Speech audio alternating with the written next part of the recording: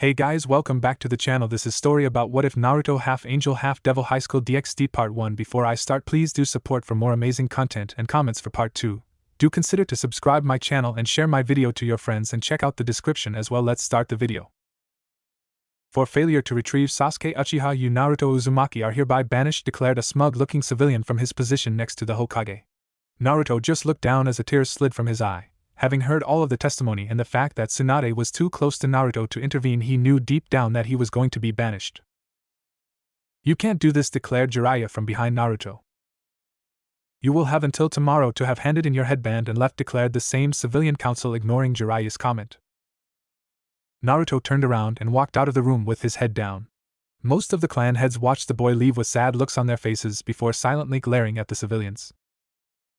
Jiraiya sent a quick look to Tsunade, who nodded slightly to him, knowing exactly what he wanted to do and agreeing entirely, and with that the white-haired Sannin left the room to follow Naruto. Jiraiya caught up to Naruto rather quickly and clasped a hand on his shoulder, making the blonde look up to the man. "Oh, Ero Sannin, what's up?" questioned Naruto, wiping the tears from his eyes. "I know this is tough, Naruto, but Tsunade and I need to talk with you before you go, and I know you're probably going to take off before tomorrow, so just come by Tsunade's office before you go, okay?" said Jiraiya, getting a nod from his young blonde former apprentice. Naruto then turned and solemnly walked out of the building. When Naruto stepped out onto the street, he quickly jumped to the roofs, not wanting to see the sneering faces of the Konoha populace.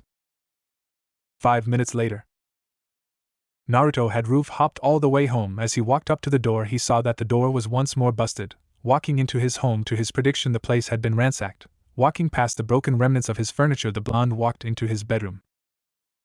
Thankfully, he saw, after pushing chakra to his eyes, that the seal he had made when he was younger to contain all of his important belongings was still fine and intact. Naruto walked over to the wall where his bed had used to reside. On putting his hand on a random part of the wall, he pushed chakra to his hand, and like that, a bag of his most precious possessions, a cross necklace that Hiruzen said was found with him as a baby. Naruto had never worn it because he was scared someone would steal it. Also in the bag was a picture of him at the age of 7, Tuchi, Iruka and Hiruzen at the benches in Ichiraku Ramen, Tuchi and behind the counter, Hiruzen and Iruka on the seats, and Naruto standing between his brother and grandfather figure. A second picture with Jiraiya, Tsunade, and Shizen, with the four of them looking like a family. Jiraiya and Tsunade standing behind Naruto and Shizen. Jiraiya with an arm slung over Tsunade's shoulder and a hand on Naruto's, while Tsunade had a hand on Naruto's shoulder and the other on Shizen's. Then the third picture, him with Anko and Tenten, the three of them outside the Forest of Death simply holding hands, him in the middle. And then Naruto's fourth and final picture, his class photo of him and his graduating class before Mizuki had been assigned as Iruka's assistant, so thankfully he was lacking from the photo. Then also in the bag were several presents he'd gotten as birthday presents: a dog fawn necklace, a shogi board, a couple of scrolls, and several other things. Naruto tossed the bag on his back before walking out to the kitchen to load up his back with food. As he put his other foods, aka not ramen, which had been sealed, and scrolls hidden in seals at the back of cupboards much like his bag, the blonde heard his door opened. "Ototo?" came the voice of Tenten. "In here, Nachan," said Naruto sadly. "Why are you sad, Naruto?" questioned Tenten. "And why are you packing your good food and are you running away?" questioned Tenten. Naruto shook his head. "No, I have been banished," declared Naruto. "Banished? What the hell for?" questioned Tenten. "Because I didn't bring Sasuke back," said Naruto. "What the hell, that's the stupidest reason I've ever heard. Stay here, Ototo, there has to be a way to fight this. Wait, I know we could speak with Tsunade-sama," stated Tenten. "She and I are too close. The council has stripped her of her authority in the matter. She can't do anything," said Naruto. "So you're just going to accept this?" questioned Tenten, not believing what she was hearing. "Yes, Nachan, there is nothing I can do, nor is there anything anyone else can do," said Naruto. "Then let me come with you," spoke Tenten. "No, you have a life here, a good life. I can't let you throw that away for me," declared Naruto, glaring at Tenten. "Please, Nachan, this is why I didn't want to say goodbye to anyone. They will make it harder to leave," said Naruto. "When are you going to leave?" questioned Tenten. "Later tonight," declared Naruto, looking down. "I guess I should leave you to your packing. Bye, Ototo," declared Tenten, walking out of the room. 20 minutes later, Naruto, having finished packing his things, walked to his door and opened it, looking back into the building one last time. Naruto sighed before closing the door behind him and locking it. With a heavy sigh, Naruto turned and took off for the Hokage's tower. 5 minutes later, Naruto walked into the tower with his bag strapped to his back and walked up the stairs and straight into the Hokage's office where Tsunade sat behind her desk with Jiraiya and Shizen standing behind them. Naruto, said Tsunade, making the blonde look up at her. Naruto, sit down, this is going to be a long conversation, and no matter how angry you get I ask that you let us finish what we're going to say, okay? Questioned Tsunade, getting a nod from Naruto as he sat down on the seat opposite her. It'd you leave us, declared Tsunade, then 4 sections of the room blurred before vanishing. Naruto, Jiraiya and I began Tsunade. We're your godparents, declared Jiraiya, shocking Naruto. Why? Questioned Naruto. Both Tsunade and Jiraiya didn't need an explanation. We were both told you were dead, that's why I wanted you as my apprentice so I could teach you and maybe make up for my absence, but that plan is no longer on the table. I'm so sorry, Naruto, said Jiraiya, looking down in shame, as was Tsunade. Bachan, Ero-san, muttered the young blonde, making both of them look up only for Naruto to walk forwards and hug the two of them. Quickly snapping out of their shock, both Sannin hugged their godson. The 3 parted after several minutes, revealing all 3 had tears in their eyes. Being banished now gives us the opportunity to reveal some information that would have only been revealed to you when you reached a certain age if you had stayed, said Tsunade, drawing a confused look from the blonde boy in front of her. Naruto, your parents were Minato Yellow Flash Namikaze and Kushina Crimson Devil Uzumaki, declared Tsunade. My dad was the Yondaime? Questioned Naruto, getting a nod from the 2 Sannin. Yes, your father was the Yondaime Hokage and your mother was Princess of Yuzusho, said Jiraiya. Yuzusho? Questioned Naruto. It's a country just east of the Land of Waves, the ancestral homeland of the Uzumaki clan. It was attacked by Kiri, Kumo, and Iwa in the Third Shinobi War, and officially the Uzumaki clan were wiped out in the attack, but Kushina seemed adamant that they were still alive, but no one has seen them since the attack, said Tsunade. This is everything from your parents' house, Naruto, along with a pair of letters that they left for when you were to be told about them, said Jiraiya, placing a pair of scrolls and a pair of sealed envelopes on the table. Naruto tentatively took them all, however, rather than opening them, he put them in his bag. This is just a couple of things I want to give you, Naruto, as an apology of not being around for you and for letting them banish you, declared Tsunade, handing the blonde another scroll. There was nothing you could do in either situation, said Naruto, not taking the scroll. I don't care, I still feel guilty. Please, Naruto, take the scroll, said Tsunade. Naruto nodded and took the scroll, adjoining the others in his bag. This is the same sort of thing from me, said Jiraiya, passing Naruto yet another scroll which Naruto put in his bag. Is there anything else? I'm not trying to be mean, I just want to be gone before word gets around that I am going, said Naruto. I will try to overrule the banishment, Naruto, I promise you that, but I don't know if I'll be successful, said Tsunade, getting a thankful nod from Naruto. Look, Gaki, if you ever need my help, don't be afraid to reach out, I will always be ready to help you, said Jiraiya, getting a nod and a smile from Naruto. If that's all, I guess this is goodbye, said Naruto, standing up and walking forwards and quickly hugging a crying Shizen.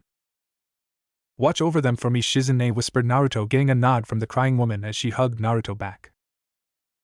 Tsunade was the next one to get a hug. Naruto, after stepping back from Shizen, walked over and hugged his godmother.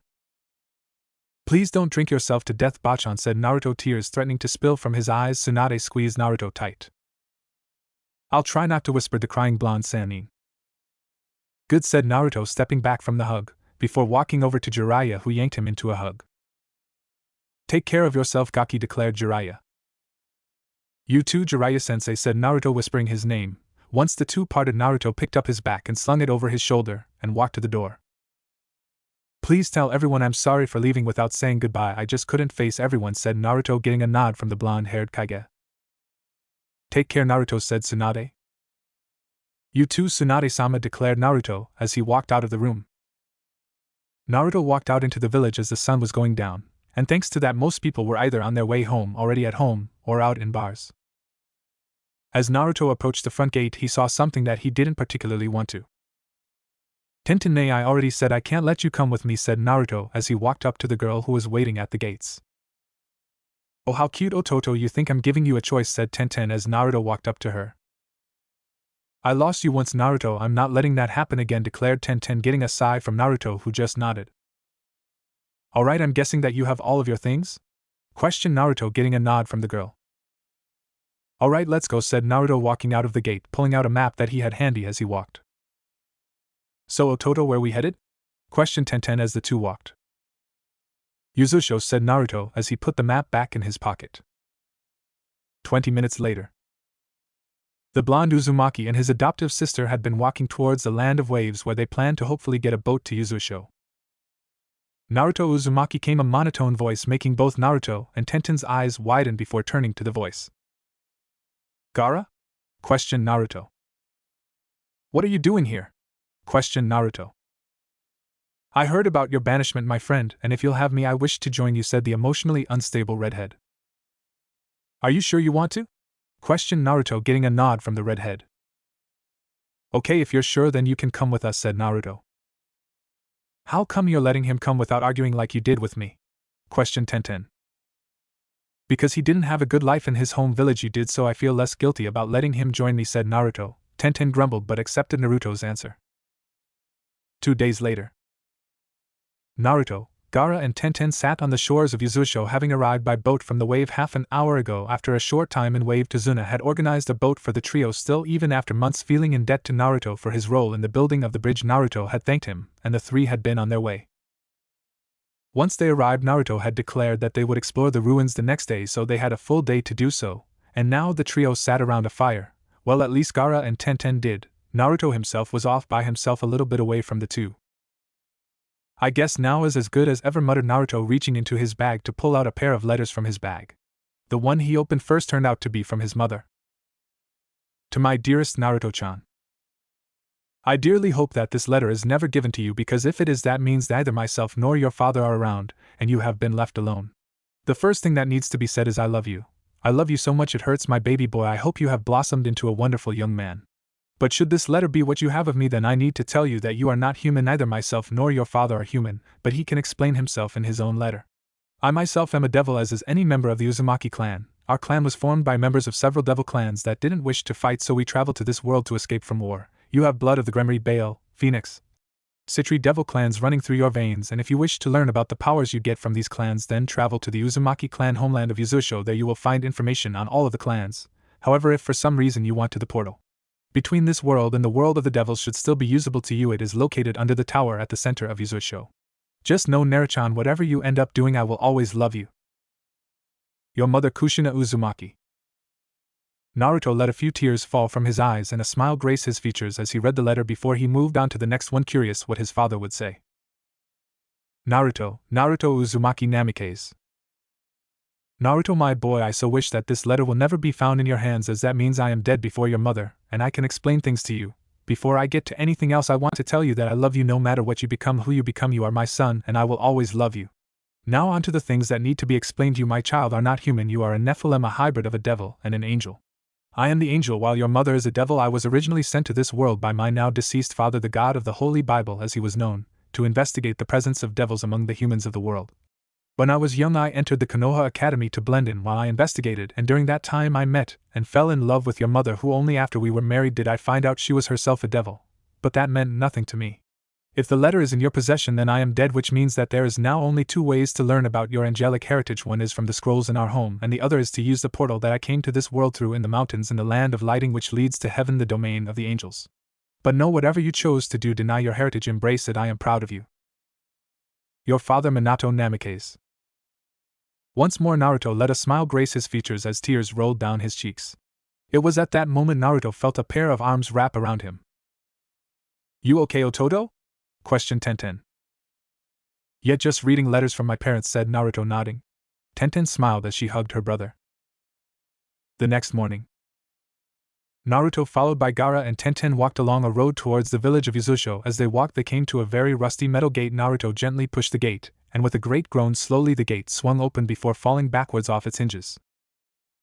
The trio headed straight for the tower in the center of the village, Gaara and Tenten simply following Naruto's lead, not feeling up to exploring on their own.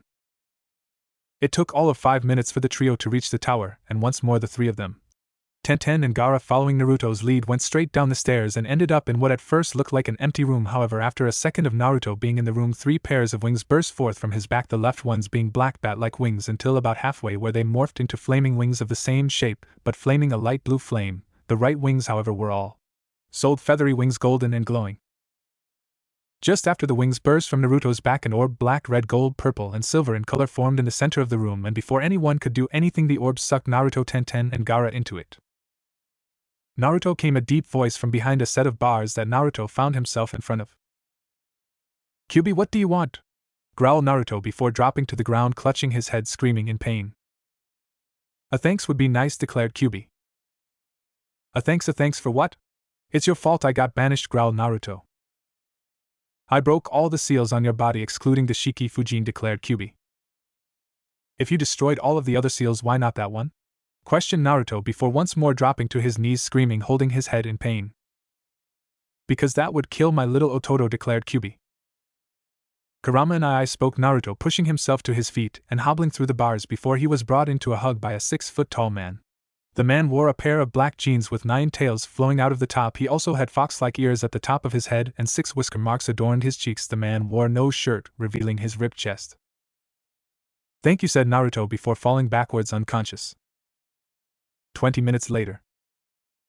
Naruto woke up with his mind suddenly a whole lot more free. That's when he remembered. Kurama and I? Questioned Naruto, looking around. Yeah? Questioned the voice of the now transformed Kyubi, who walked out of the shadows of the cage. What seals were on me? Questioned Naruto. I couldn't see them all to analyze them all, but the ones I saw were a memory seal, obviously sealing away your memories of me, a scatter seal which was applied to your head, meaning that it was screwing with your intelligence, memory and such, and a blood seal that block out your angelic and devil powers. That one I didn't entirely break, it was partially broken by the portal room. I just finished breaking it. Those were all the ones I could analyze, said Kyubi. Thanks, Nissan, said Naruto. No problems, Naruto, but could you please change this place again? Questioned Kurama. Naruto nodded before dropping into a meditative position. The world of rusty pipes and dripping water began to shake and quake until cracks in the wall opened up, and then shortly after that the walls exploded outwards, blinding the still standing Kurama. Once the Biju's eyes adjusted to the light, he found himself and Naruto in the middle of a field. Around them were mountains, trees, lakes, and even a 2-story house. I tried to recreate the first world as well as I could, said Naruto, getting a nod from Kurama. I'll see you later, Kuramani, said Naruto as he started to vanish from his mind. I recreated the connection, we should be able to talk like we used to, declared Kurama, getting a nod from the now translucent Naruto. Unknown location. Naruto's eyes fluttered open. He was lying down in the softest bed he'd ever slept in. Good morning, Naruto-san, said a feminine voice, making Naruto's eyes snap to the origin. He saw a woman in a blue and white maid outfit with silver hair and eyes. How do you know my name? Questioned Naruto. We were assuming that Naruto was your name from the letters in your bag, said a new voice from the now open door. Naruto turned to the door and saw a youngish-looking man with crimson red hair and blue-green eyes. The man wore a rather extravagant outfit that Naruto wasn't sure how to describe. Hello, my name is Surzex Lucifer, and this is Graphia Lucifuge, said the red-haired man, now identified as Surzex. Wait, where are Tenten and Gaara? Questioned Naruto, looking around panicked. I take it those are the 2 people with you? Questioned Surzex, getting a nod from Naruto. They are fine, simply recovering in the next room, said Surzex. Naruto breathed a sigh of relief. Where am I? Asked Naruto, sitting up, realizing he was without his clothes. You're in Gremry Castle. You've been out for a week, said Surzex, making Naruto's eyes widen. Where are you from, Naruto-san? Questioned Surzex, his eyes narrowing at Naruto, making him shrink away from the intimidating gaze. I believe he's from the elemental nations, I think is what they were dubbed, said yet another woman, walking into the room. This woman had medium-length brown hair and lilac eyes. She wore a white dress and expensive-looking jewelry. She had a soft smile on her face. Naruto calmed down slightly. Yes, I come from the elemental nations, said Naruto shakily. It's okay, dear, you don't need to be scared, we're not going to hurt you, said the purple-eyed woman. I take it from the mention of Gremry I'm in the world of devils, said Naruto, not sure if he was right or not. Yes, that's right, it's generally called the underworld though, said Surzex. How is it that you know about devils and the underworld, Naruto-san? Questioned the redhead in the room. My mother told me about it in her letter to me. It was one of the 2 in my bag, said Naruto before his eyes went wide. My bag, said Naruto, scrabbling up to look for it. Calm down, Naruto-san, your bag is right here along with all of the contents, said Graphia, handing Naruto his bag. Naruto snatched the bag out of her hands before quickly going through the bag, noting everything was there. Naruto then breathed a sigh of relief. Your mother? Questioned Surzex. Kushina Uzumaki, she said that the Uzumaki clan was formed from peaceful devils from several clans who didn't want to fight, said Naruto. I've never heard of the Uzumaki clan, have you, mother? Questioned Surzex, turning to face the brunette, who nodded. Yes, I have, and what Naruto-san says is true. The Uzumaki clan was formed by devils of various clans who didn't wish to fight, traveling to another world, hence the portal you found him near. But last I heard, all of the clan had moved back to the underworld before moving to yet another world 30 years ago, said the brunette. Naruto, Konoha and the Uzumakis made a peace treaty, and your mother was sent to Konoha to become my second Jinchuriki, said Kurama. The Uzumaki clan made a peace treaty with my former village, and my mother was sent to the village to become a Jinchuriki, said Naruto. Power of a human sacrifice? Questioned Graphia. A person with a biju sealed inside them, said Naruto, his right hand unconsciously coming to rest on his stomach. A burden you and your mother share? Questioned the brunette, noting Naruto's hand movement. Naruto's eyes widened until he noted his hand's position before nodding. Yes, my mother was the second Jinchuriki while I'm the third, said Naruto, looking down. You said former village, what happened? Questioned Surzex. I was banished for failing a mission, said Naruto. That seems a little harsh, does it not? Questioned Surzex. It was a mission to retrieve the last surviving member of a powerful clan who was defecting from the village, and the village hated my guts because of the Kyuubi, said Naruto. Everyone's eyes widen. You hold a Kyuubi? Questioned Graphia. Yes, said Naruto, confused. Kyuubi yokais in this world are incredibly rare, said Surzex. Well, there was only one in my world and now there's none, as he's right here, said Naruto, patting his stomach. Well, given you have been banished from your village, what do you plan to do now? Asked the brunette. Honestly, I had no idea. I was just traveling to my ancestral homeland with my friends where I was going to train and work a mercenary, probably, said Naruto. Why don't you stay here? You're a devil, at least partially, which means you can be given a set of evil pieces and take part in raiding games, said Surzex. You're speaking gibberish to me. I don't understand anything of what you just said, declared Naruto. Well, do you have any interest in your devil heritage? Questioned the brunette. Yes, I do. I want to learn all I can about who I am, said Naruto. Well, for the next few months you could stay here and learn about the devils and train as you please, then decide what to do, said the brunette. Well, I suppose I could do that if you're willing to let me, that is, said Naruto, not sure of himself. Of course, child, you're a devil and a gremry, of course we're willing to let you stay, said yet another person walking into the room. This one was once more a redhead. He had bright blue eyes and a short red stubbly beard. He wore a white jacket and white pants. Several days later, Naruto sat in the library with the brown-haired Venelana sitting in front of him, while he and his clones read books. The blonde had spent the last several days reading books and studying his devil heritage, with his clones helping, after Kurama revealed that the clones passed memories back to Naruto when they burst, and Venelana guiding him, learning to control his devil powers, or at least the power of destruction powers he found he had, with Surzex guiding him, watching over Gaara and Tenten, who he had found out had yet to awake, or hanging out with his new friends Rias, the daughter of Venelana and Lord Gremory, and younger sister of Surzex, and Rias's queen Akino, who was quite sadistic and reminded him slightly of Anko, and the last active member of Rias's peerage, Yudo Kiba. Naruto-kun, came the voice of Rias from the doorway to the library. In here, Rias-chan, said Naruto, from the back of the library. Rias walked towards the back of the library. Oh, Ka-chan, sorry, said Rias as she saw Venelana. It's okay, dear, what's up? Questioned Venelana. Well, Graphia asked me to tell Naruto that his friends have woken up, said Rias. Really, Tenten and Gaara are awake? Questioned Naruto, looking at Rias, getting a nod from the girl. Naruto then turned to Venelana. Go, Naruto, you don't need to ask me, said Venelana. Naruto nodded and jumped to his feet, and just before running off he created yet another clone to replace him before running off and out of the room, Rias following after him. Naruto jogged through the halls while Rias had to run at her fastest pace to keep up. It took all of 3 minutes for Naruto and Rias to reach the room where Gaara and Tenten both now sat awake. Nei-chan, Gaara, thank Kami you two are okay, said Naruto as he saw the two sitting up. Naruto-sama, please calm down, scolded Graphia. Graphia, I have told you over and over, don't call me Sama, said Naruto, turning to the maid. Naruto, where are we?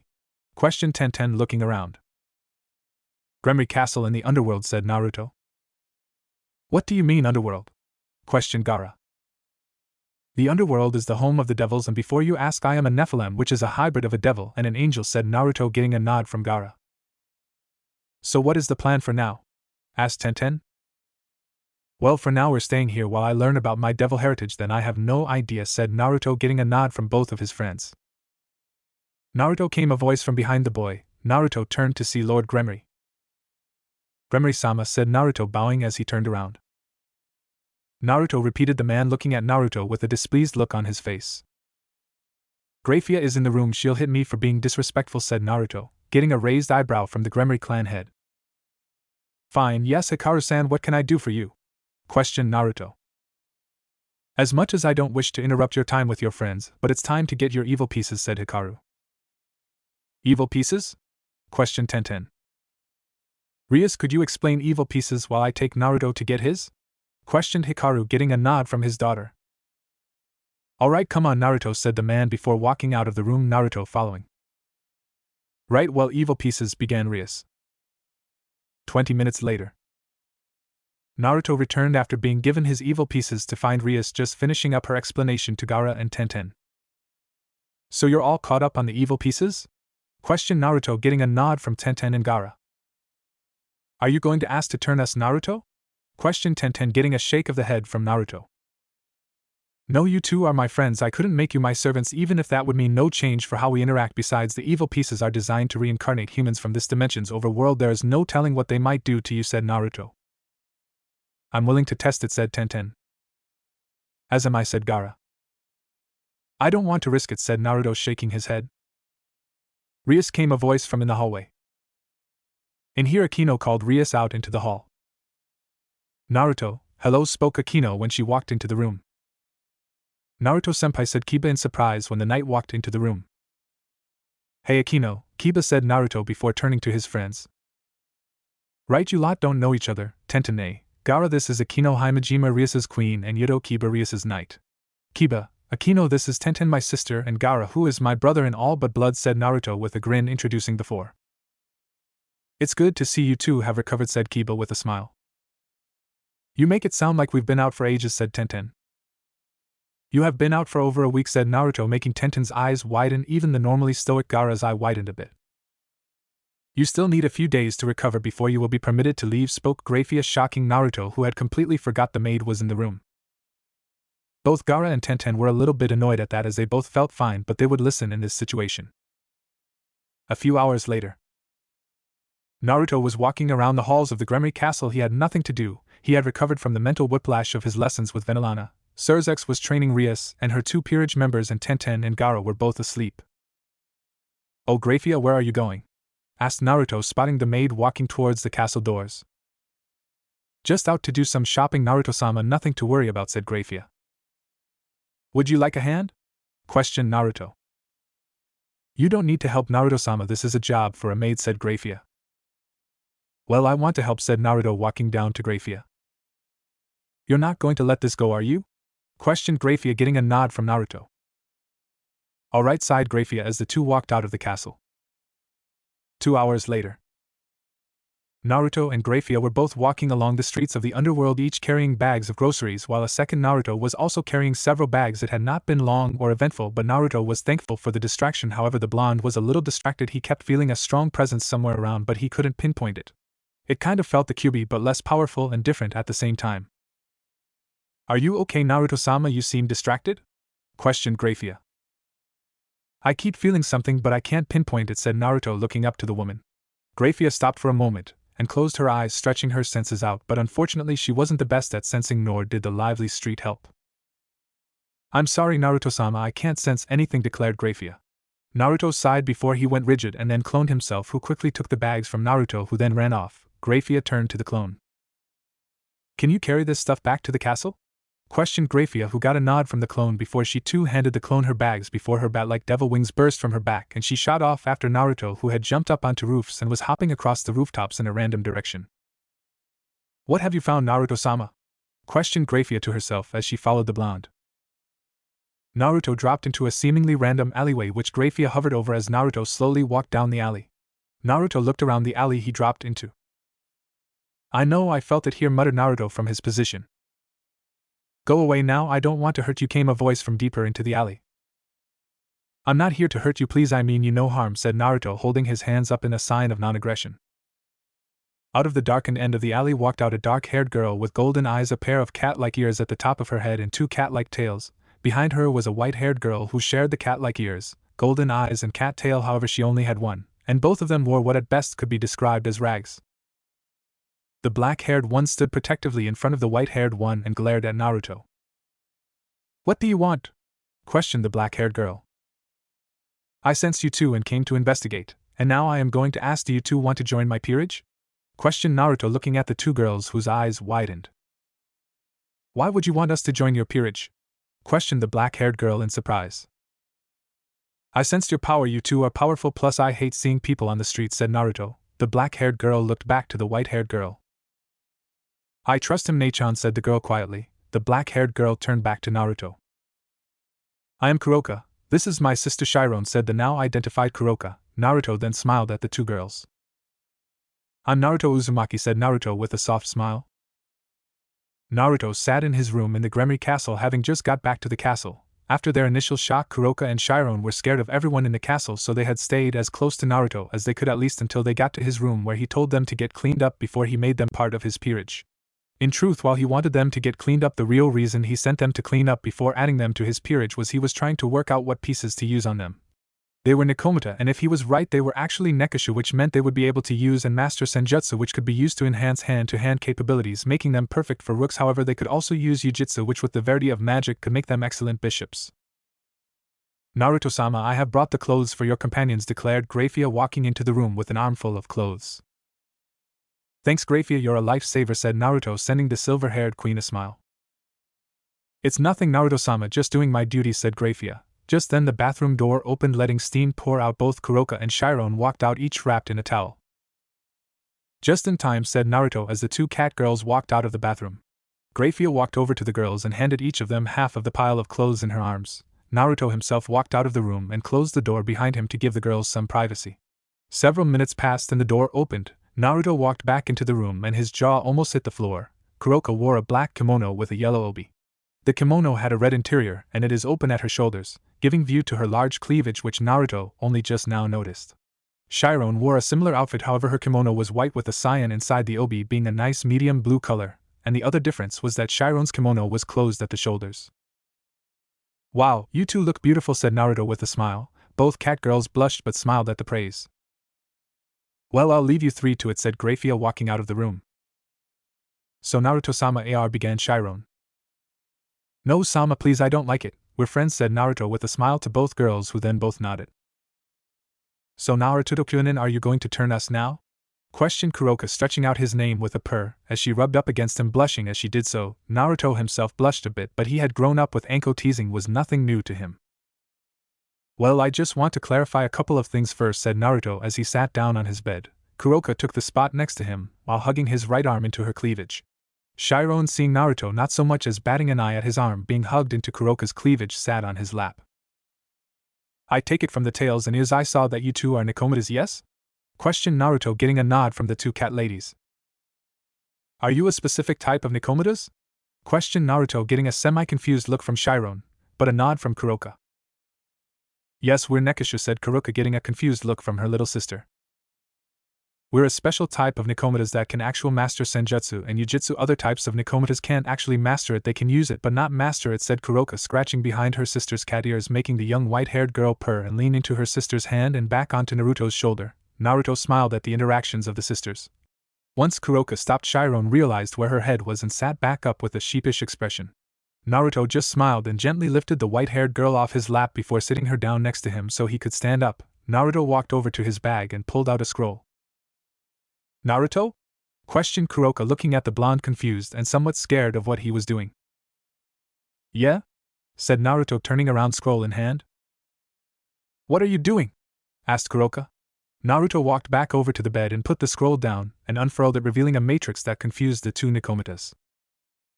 "This," said Naruto, putting his hand on the seal and pumped chakra into it, creating a plume of smoke which, once cleared, revealed a set of pure white chess pieces, only missing the king. "So who's first?" questioned Naruto, looking at the two sisters.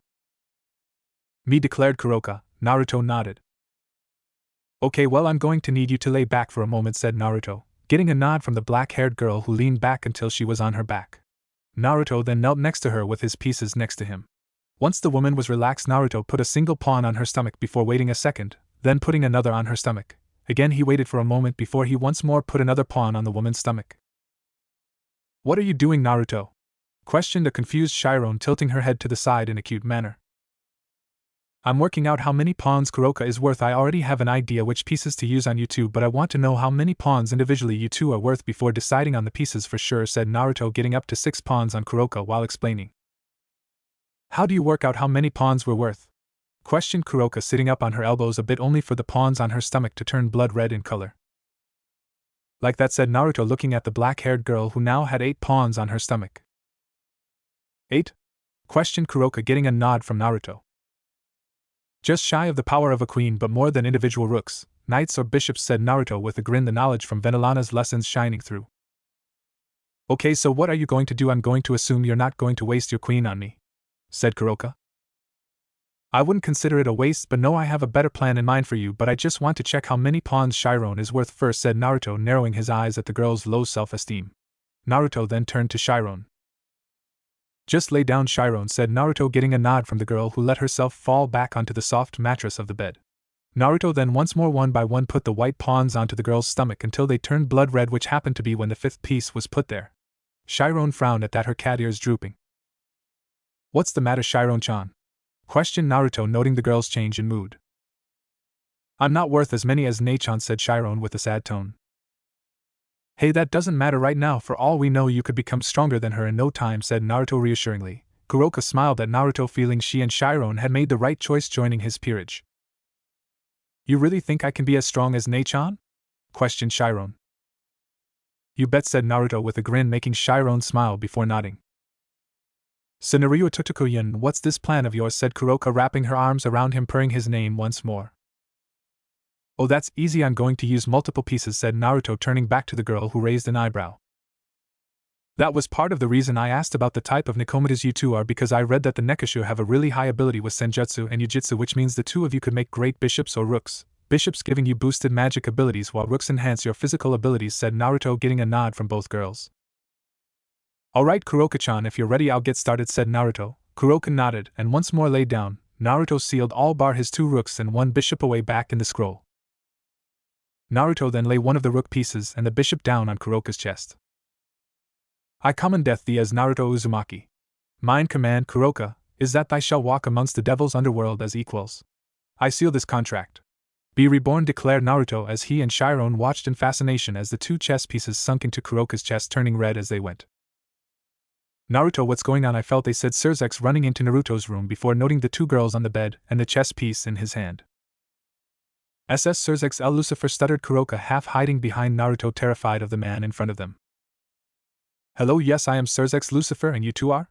Questioned Surzex, looking at the 2 Nekomatas. The room was silent for a moment, before Naruto looked back at both of the terrified sisters.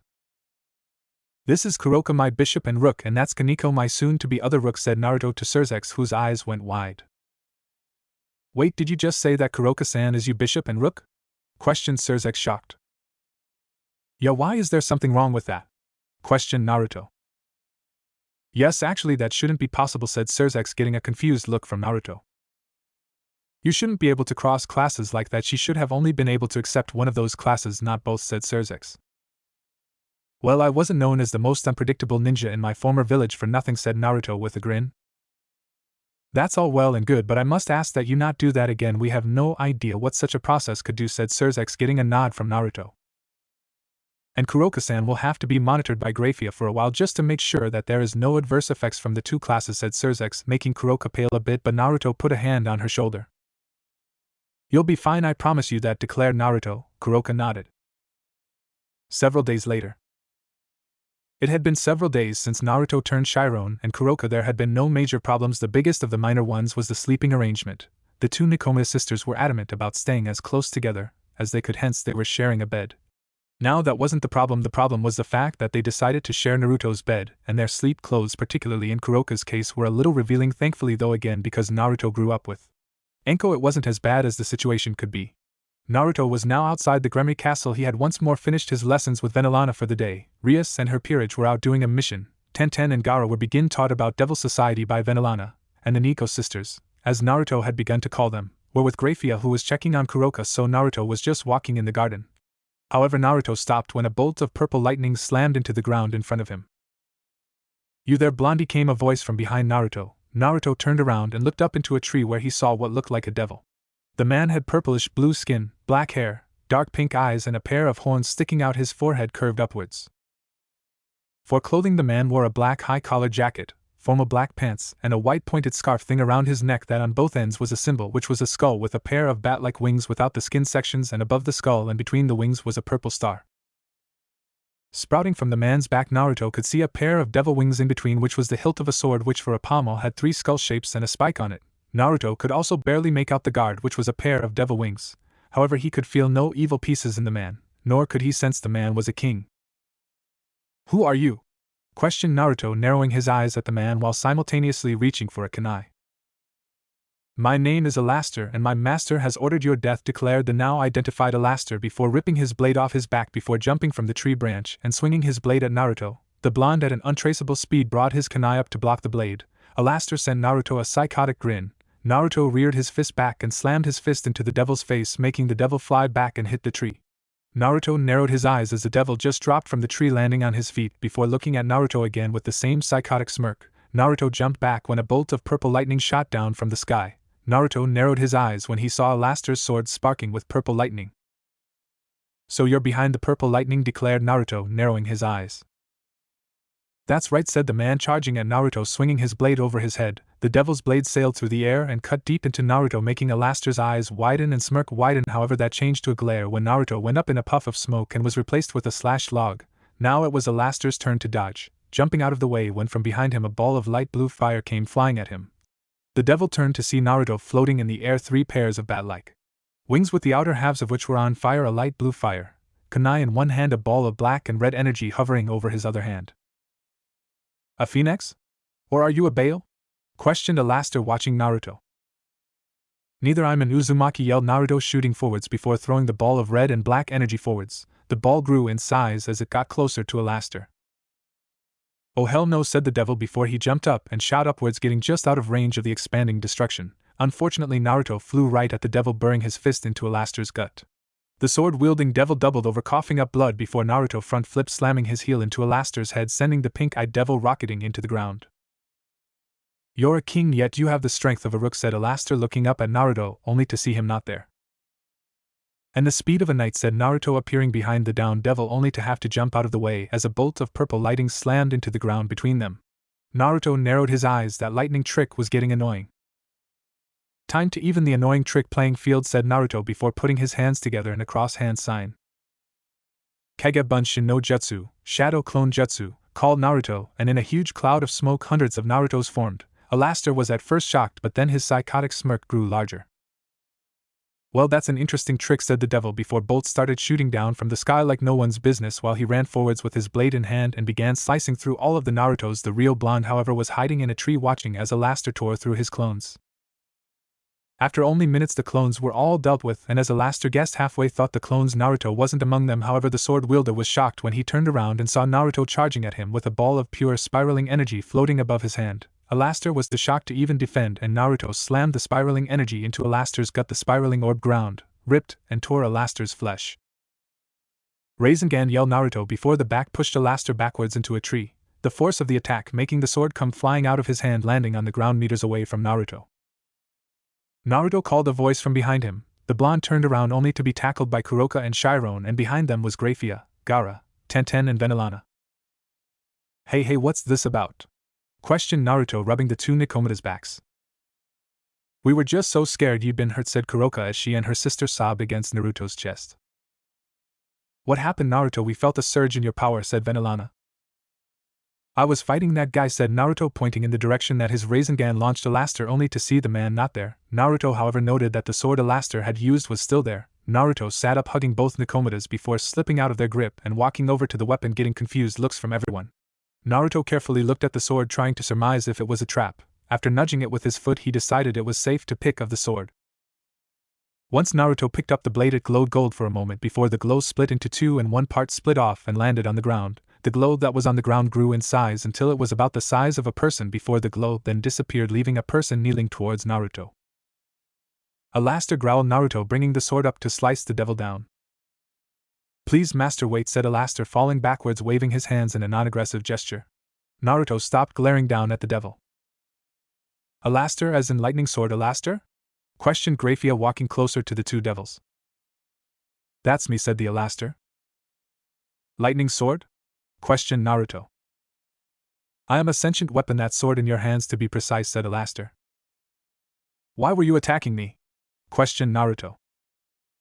My previous master ordered me to kill you, as I said at the beginning of our fight, said the sword spirit. Why? Questioned Kuroka, stepping next to Naruto. He did not tell me why, he just told me to do it, said Alaster. Well, what's his name so we can ask him ourselves? Questioned Gaara. His name is... Naruto, with his new sword Alaster on his back, stood with Kuroka and Chiron behind him, and behind them stood Gaara and Tenten. The five of them were standing outside the house of Alaster's former master, who was a devil by the name of Lakata Arena. Naruto had heard from Surzex that the man was a recently promoted high-class devil. Literally a week before Naruto arrived, the man had been promoted. Naruto had told the Satin-class devil that he would be the one to deal with the man and his attempted assassination of Naruto. Or at least he had said he would, but then his two peerage members and two friends had invited themselves. Naruto pulled the blade of Alaster off his back, before kicking the door in. Knock knock, growled Naruto, glaring into the room, only to see a blue-haired man in the room. Who the hell are my two Nikomatas, said the man with a soft smile, seeing the two cat girls. Back up, they're people, not property, and they're members of my peerage, growled Naruto, pointing his new blade at the man. Your peerage? That means you're the bastard that stole them from me, growled the man, taking an offensive stance, glaring at Naruto. I didn't steal anything from anyone, I offered them a position in my peerage, and they took it, declared Naruto. You bastard, I was going to save them from a life on the streets, and then they were going to be so thankful to me, and I would be the father of the new Nikomata race, but now I have to kill you and then keep them locked up, growled the psychotic-sounding man. Both Chiron and Kuroka felt their skin crawl. Don't worry, you two, I won't let his so much as lay a finger on you, declared Naruto, turning back to face the sisters slightly. They nodded to him as he turned back to the delusional devil with a glare, flipping Alaster over and grabbing the blade in a backhanded grip. Good thing I got permission from Surzex to do what I wanted with you, said Naruto, glaring at the blue-haired devil, who raised an eyebrow. What are you gonna do, you little runt? Questioned the devil, still not realizing that the blade in the blonde's hand was Alaster.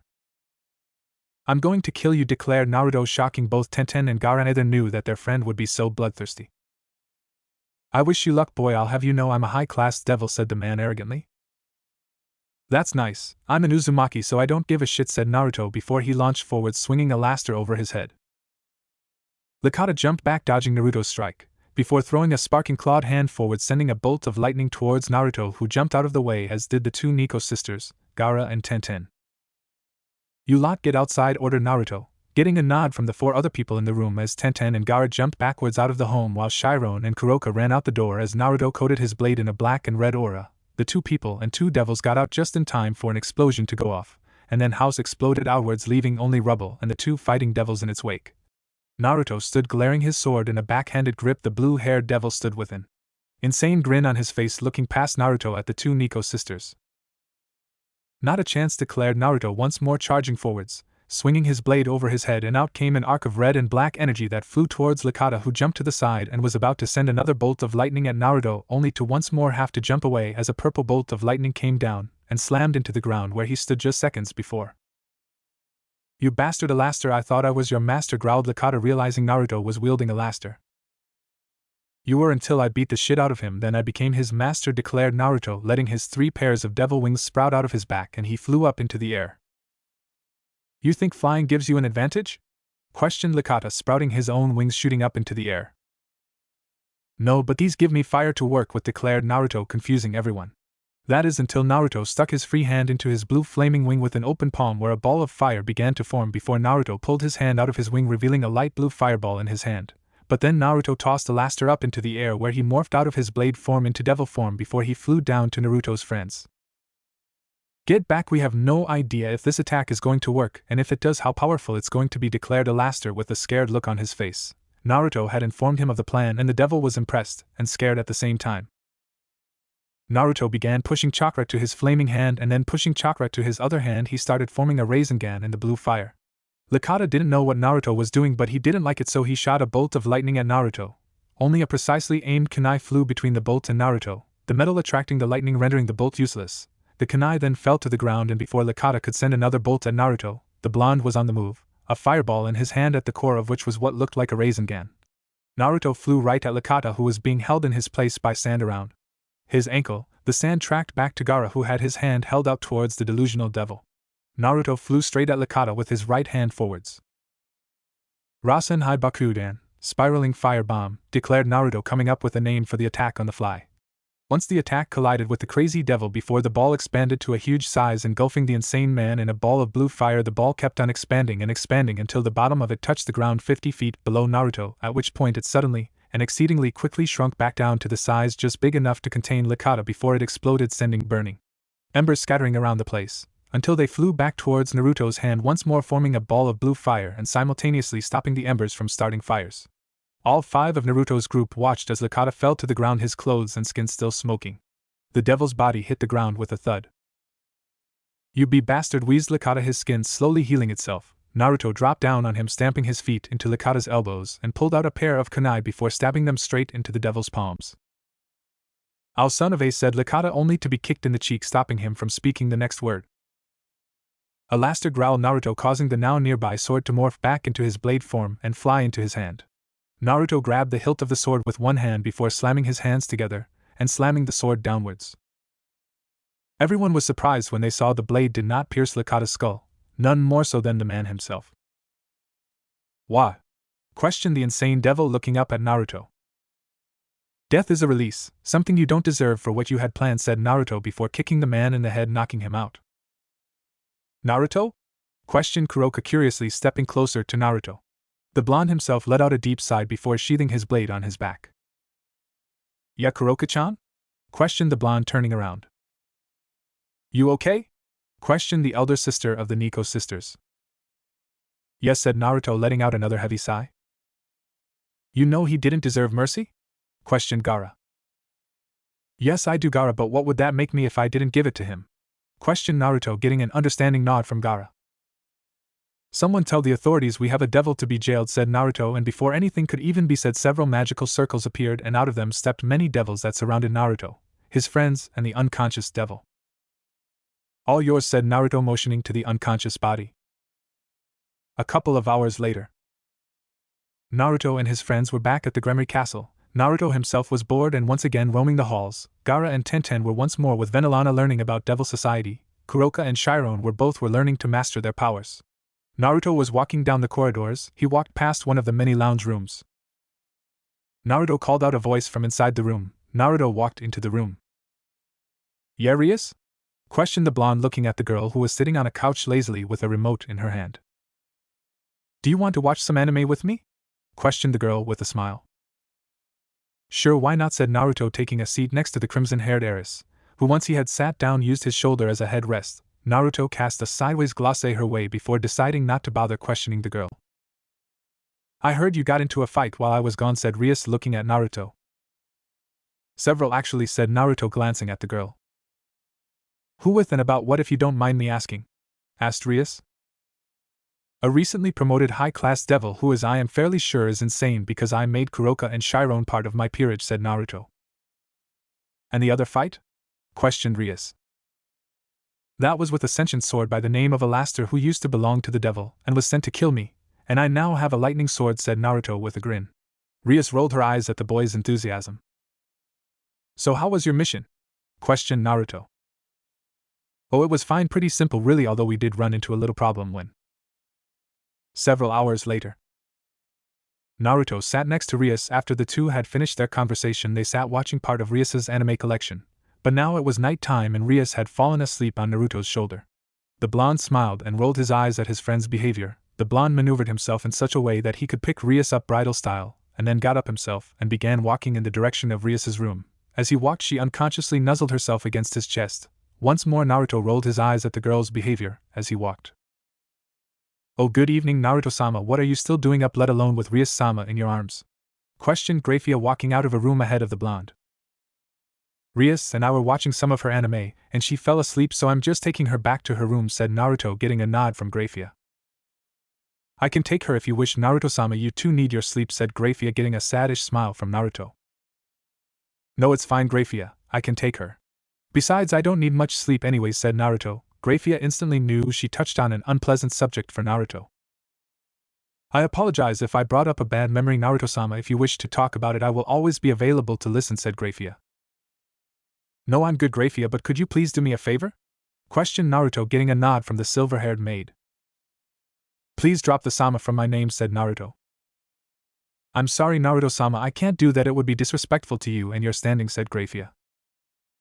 Fine, if you won't do it all the time, can you at least drop it when it's just the two of us?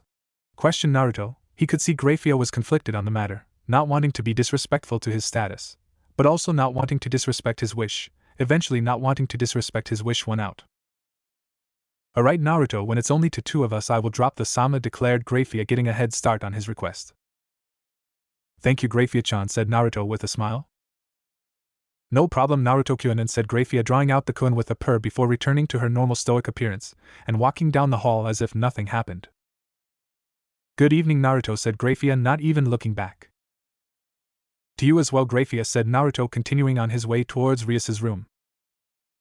Naruto walked down the halls, thankfully not running into any of the other maids as he went. It took all of 5 minutes for Naruto to reach Rias's room after running into Grafia. Once he was in the room, Naruto pulled back Rias's quilt before putting her down on the soft mattress, but when he went to stand back up, he found that somehow Rias's hands had snaked around his neck and she was hugging the blonde to her. No, stay, ordered Rias in her sleep. Naruto shook his head. Not tonight, Rias, said Naruto, quickly substituting with a large nearby stuffed animal. The blonde then walked over to the girl, bringing the covers back up and over her. Good night, Rias, said Naruto, turning and walking out of her room. The next day, Naruto had just finished his lessons with Venilana for the day, and was on his way to see Surzex for his lesson on training his powers of destruction. Surzex-sama? Questioned Naruto, spotting the red-haired man walking towards him from down the hall. It wasn't that unusual, but normally the man would be waiting outside. Ah, Naruto-kun, just who I wanted to see. I have an important meeting with the Citri clan head soon, which means unfortunately we can't have our normal lesson time now, said Surzex with a sad smile. That's okay, Surzex-sama, if it's with the Citri clan head it must be important, declared Naruto. Surzex nodded. Now if you want you can come with me should you wish to see more of the underworld. Lord Citri-sama has a daughter, Rias. And your age, said Surzex, getting interrupted by Naruto. Sure, why not, I could use some fresh air, said Naruto, getting a nod from Surzex. Well, if you are ready we can leave now, said Surzex. Naruto nodded in response, and the two walked towards the entrance to the castle.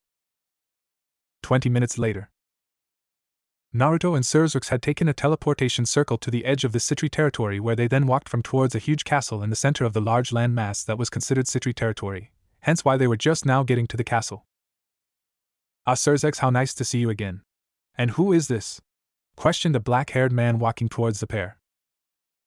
Lord Citri-sama, this is Naruto Uzumaki. Naruto, this is Lord Citri-sama, said Surzex, introducing the two. Nice to meet you, Lord Citri-sama, declared Naruto, holding his hand out. And you, my boy, and you, I have heard lots about you recently. The papers say you defeated Alastor the Lighting Sword and then defeated a newly promoted high-class devil on your own, said the man, shaking Naruto's hand. Well, yeah, I guess I did, said Naruto, rubbing the back of his head nervously. Naruto is new to the underworld, only recently coming here from the elemental countries and has yet to be out and about that much, said Surzex. Is that so? Well, normally I would say Sona could show you around, but she's out at the moment. Perhaps Serafal could show you around, young Naruto, if you wish, said Lord Citri.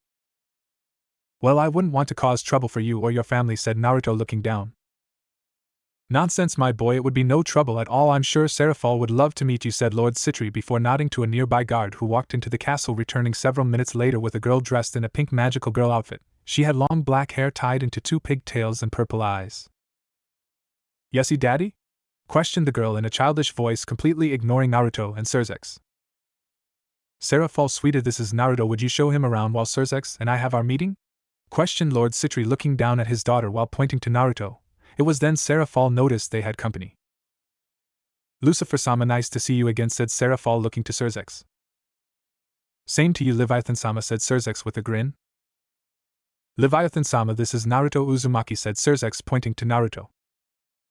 It's a pleasure, Leviathan-sama, said Naruto, bowing to Serafal. Please don't call me that, Naruto-kun, whined Serafal in a childish manner. Serafal, Surzex and I have a meeting with you, said Lord Citri, interrupted by Serafal. Yes, I'll show Naruto-kun around, said Serafal, grabbing his wrist before dragging the blonde out of the gates. I sure hope he can keep up with her, said Lord Citri. Oh, I wouldn't worry about that, I would be more worried about her keeping up with him, said Surzex with a grin. Naruto was being dragged along by Seraphol. The two had left Citri Castle not 2 minutes ago. The two were jogging, or at least Naruto was jogging down the main streets of the largest town in the Citri's territory. Leviathan called people walking up to the girl with pens and paper in their hands. Hey everyone, sorry no autographs today, said Seraphol sadly, looking at the crowd of devils. AWWW, why not Leviathan? Questioned devils in the group. I have to show Naruto-kun around, said Seraphol, gesturing to Naruto.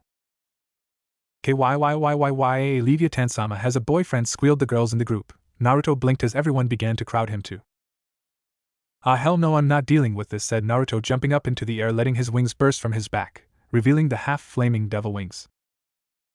Leviathan's boyfriend's wings, they're so beautiful, squealed the girls from before.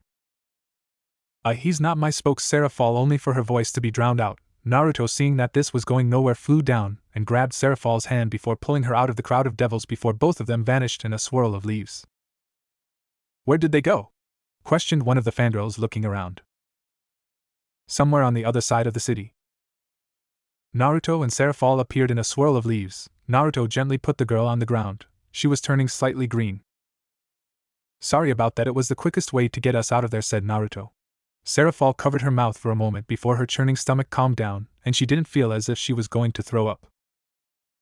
No, that's fine, Naruto-kun, said Seraphol before once more holding her hand over her mouth while the other went to her stomach to try and clam the churning. Naruto just gave her a sympathetic look. He could still remember when he learned the Shunshin, he always felt sick until he got the technique down. Seraphol was doing better than he did, although that might be that she was a devil. That was fun, can we go again please, squealed Seraphol, jumping up and down next to Naruto. Well, I guess, but where are we headed?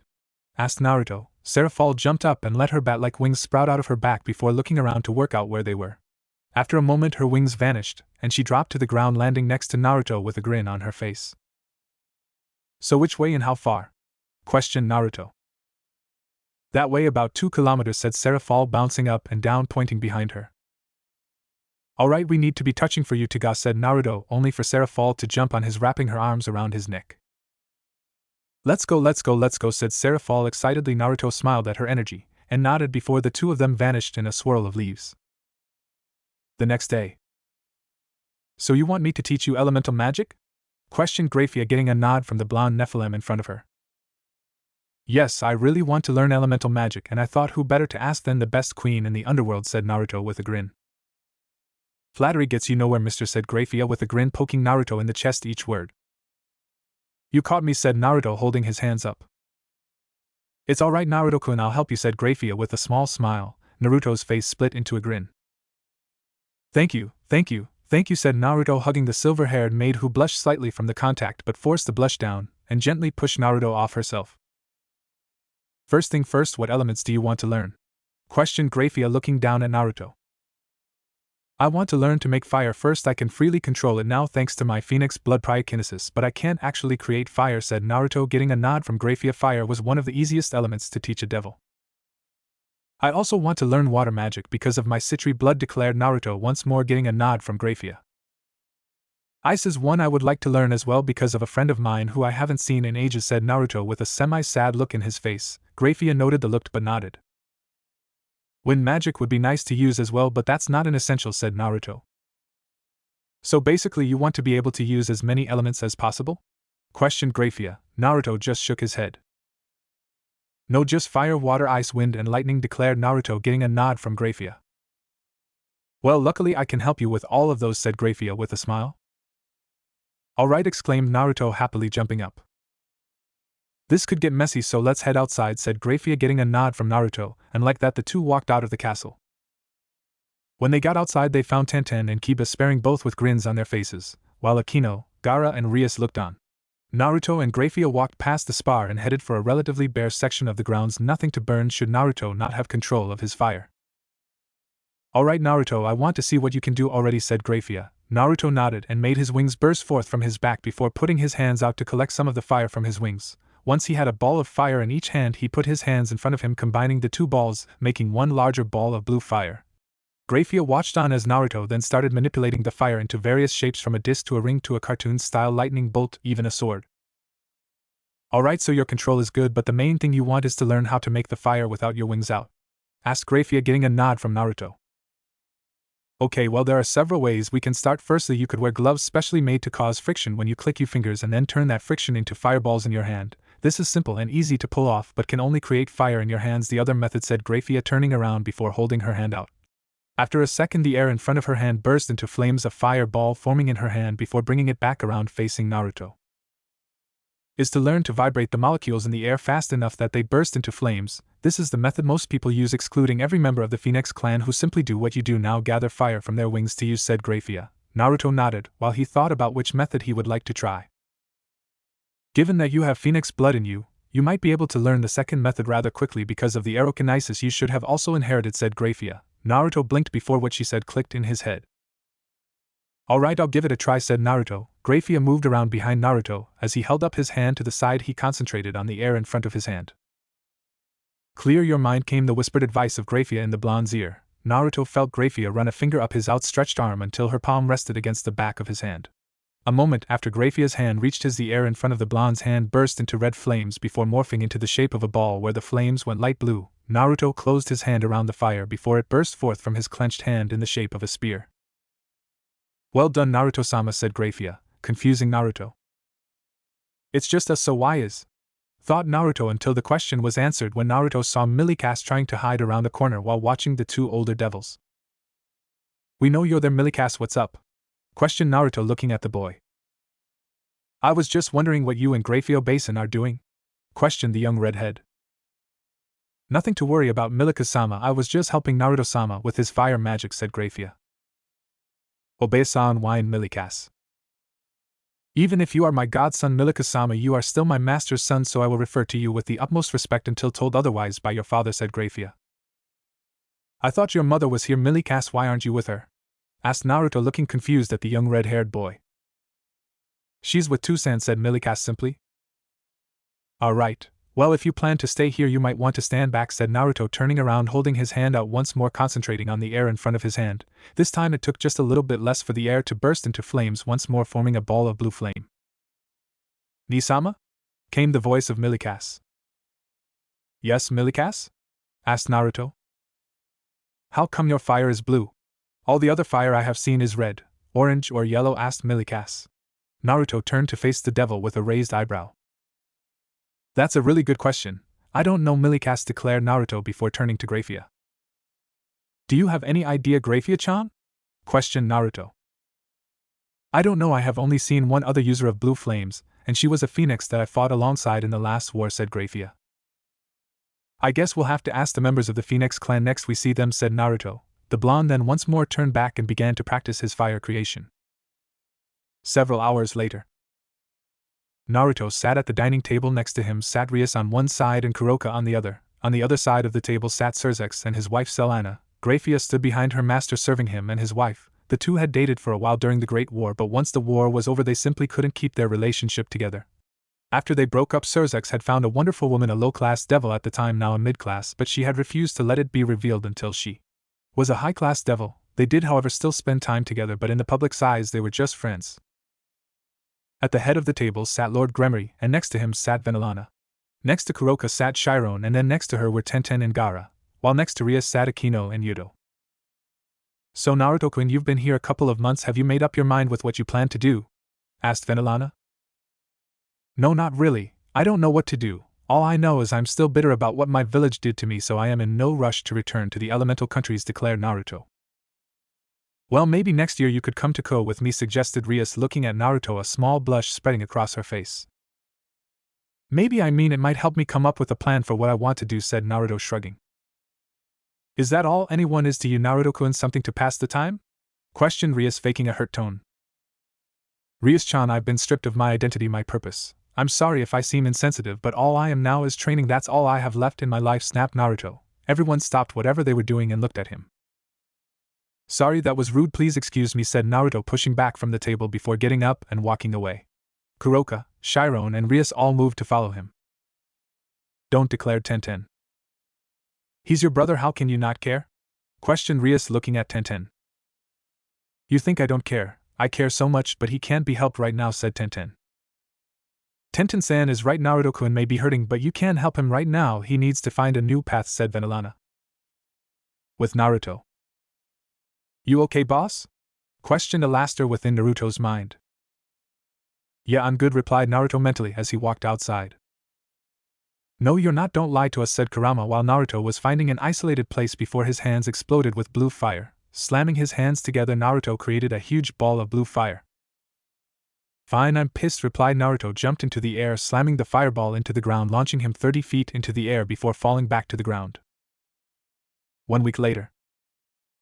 Will you accept this mission, Naruto? Asked Surzex. Well, like you said, there isn't really anyone else who could do it, said Naruto. Well, Gar-san and Tenten-san could, but they might be unconscious for a week and a half like they were on when they got here, said Surzex. Which kind of defeats the purpose of having a guard detail, said Naruto. So you will do it? Questioned Surzex. Yeah, I will, said Naruto. Thank you, Naruto, said Surzex. No problem, when do we leave? Asked Naruto.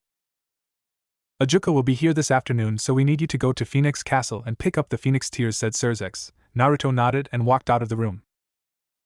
Phoenix Castle. Naruto walked up the pathway towards the doors of Phoenix Castle. He had teleported there by teleportation circle. He was here to pick up several Phoenix Tears for his mission. Surzex had asked him to accompany Ajuka Beelzebub to heaven, trying to form the beginnings of an alliance between the angels and devils. The devils were giving the angels 5 Phoenix Tears as an act of good faith.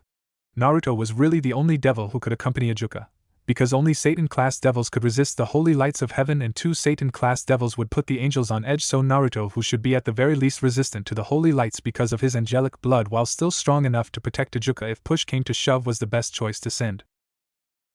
Naruto knocked on the doors to the Phoenix Castle, which were opened by a blonde man who had blue eyes and wore a red suit. Who are you? Asked the man snidely. I'm Naruto Uzumaki. Lucifer-sama sent me to pick up the Phoenix Tears, said Naruto. You're the one Lucifer-sama is sending with Beelzebub-sama. You look like a breeze could blow you over, said the man like he was offended by Naruto's presence.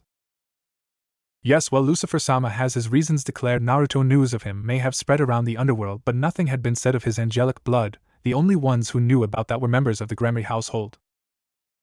Fine, follow me, brat, declared the man. Naruto had to use every fiber of his self-control to not just deck the other blonde in the face before incinerating him with his blue fire. Razor-sama, came a voice from an open doorway. Both blondes looked over to the voice. The owner of said voice was a woman who had long purple hair that looked very messy, and she was only covered by a white bedsheet. Yes, Yubelina? Questioned the blonde in front of Naruto. Come back to bed, I'm so lonely, said the woman sensually. Wait, this is Razor Phoenix, the person Rias is engaged to. Wondered Naruto to himself, looking at the man. I'll be there in a sec, sexy, just wait for me, said Razor. The purple-haired girl walked back into the room with a slight limp and closed the door behind her. All right, brat, other duties call. My mother is waiting in the dining hall. Follow this hallway, take the first right, then follow that hall until the end, and it's the door on the left, said Razor. Before Naruto could say anything, the taller blonde had disappeared into the room the purple-haired woman was in. That's Rias's fiancée, no wonder she doesn't want to marry him. He's a pig, thought Naruto before following the man's directions, finding a woman waiting for him at a long table. Later that day, Gremory Castle. Naruto stood next to Ajuka. Standing in front of him was Rias, Akino, Yuro, Gaara, Tenten, Kuroka, Kaneko, Graphia, Surzex, Milikas, Vanillana, and Hikaru Aka, Lord Gremory. Well, you two, good luck, said Surzex, getting a nod from both the Satan-class devil and the Nephilim.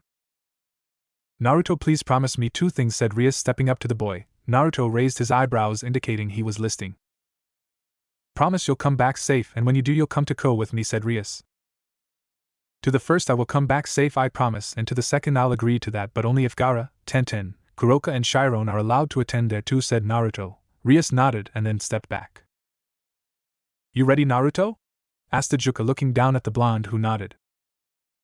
Well, off we go, said Ajuka as a transportation circle surrounded the two before they disappeared in a flash of light.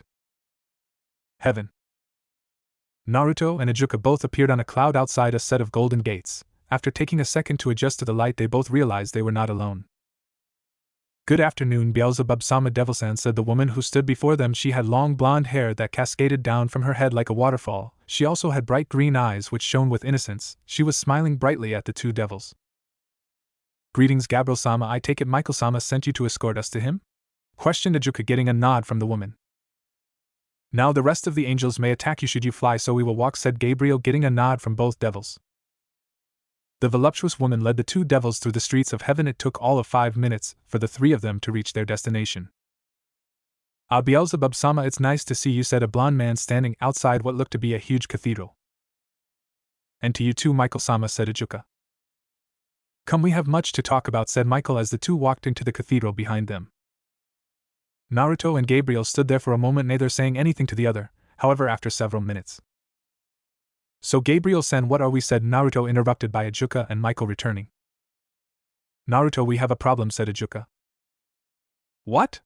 Asked Naruto, scared of what it was. This may take a lot longer than planned, said Ajuka. How long? Asked Naruto. Several years longer, declared Ajuka. Naruto's eyes widened. What's the problem? Questioned Naruto. God is dead, said Ajuka. And? Questioned Naruto, shocking all three people before him. Hold on, why is God being dead not a shock to you, young devil? Questioned Michael. Because I got a letter from my father telling me my grandfather is dead, said Naruto, making all three people confused. Your father? Wait, your father was Minato-sama? Questioned Michael, getting a nod from Naruto. Then why are you with the devils rather than here with us? Questioned Gabriel. Because I am neither angel nor devil but a Nephilim, declared Naruto, letting his his 3 devil wings and 3 angel wings burst forth from his back.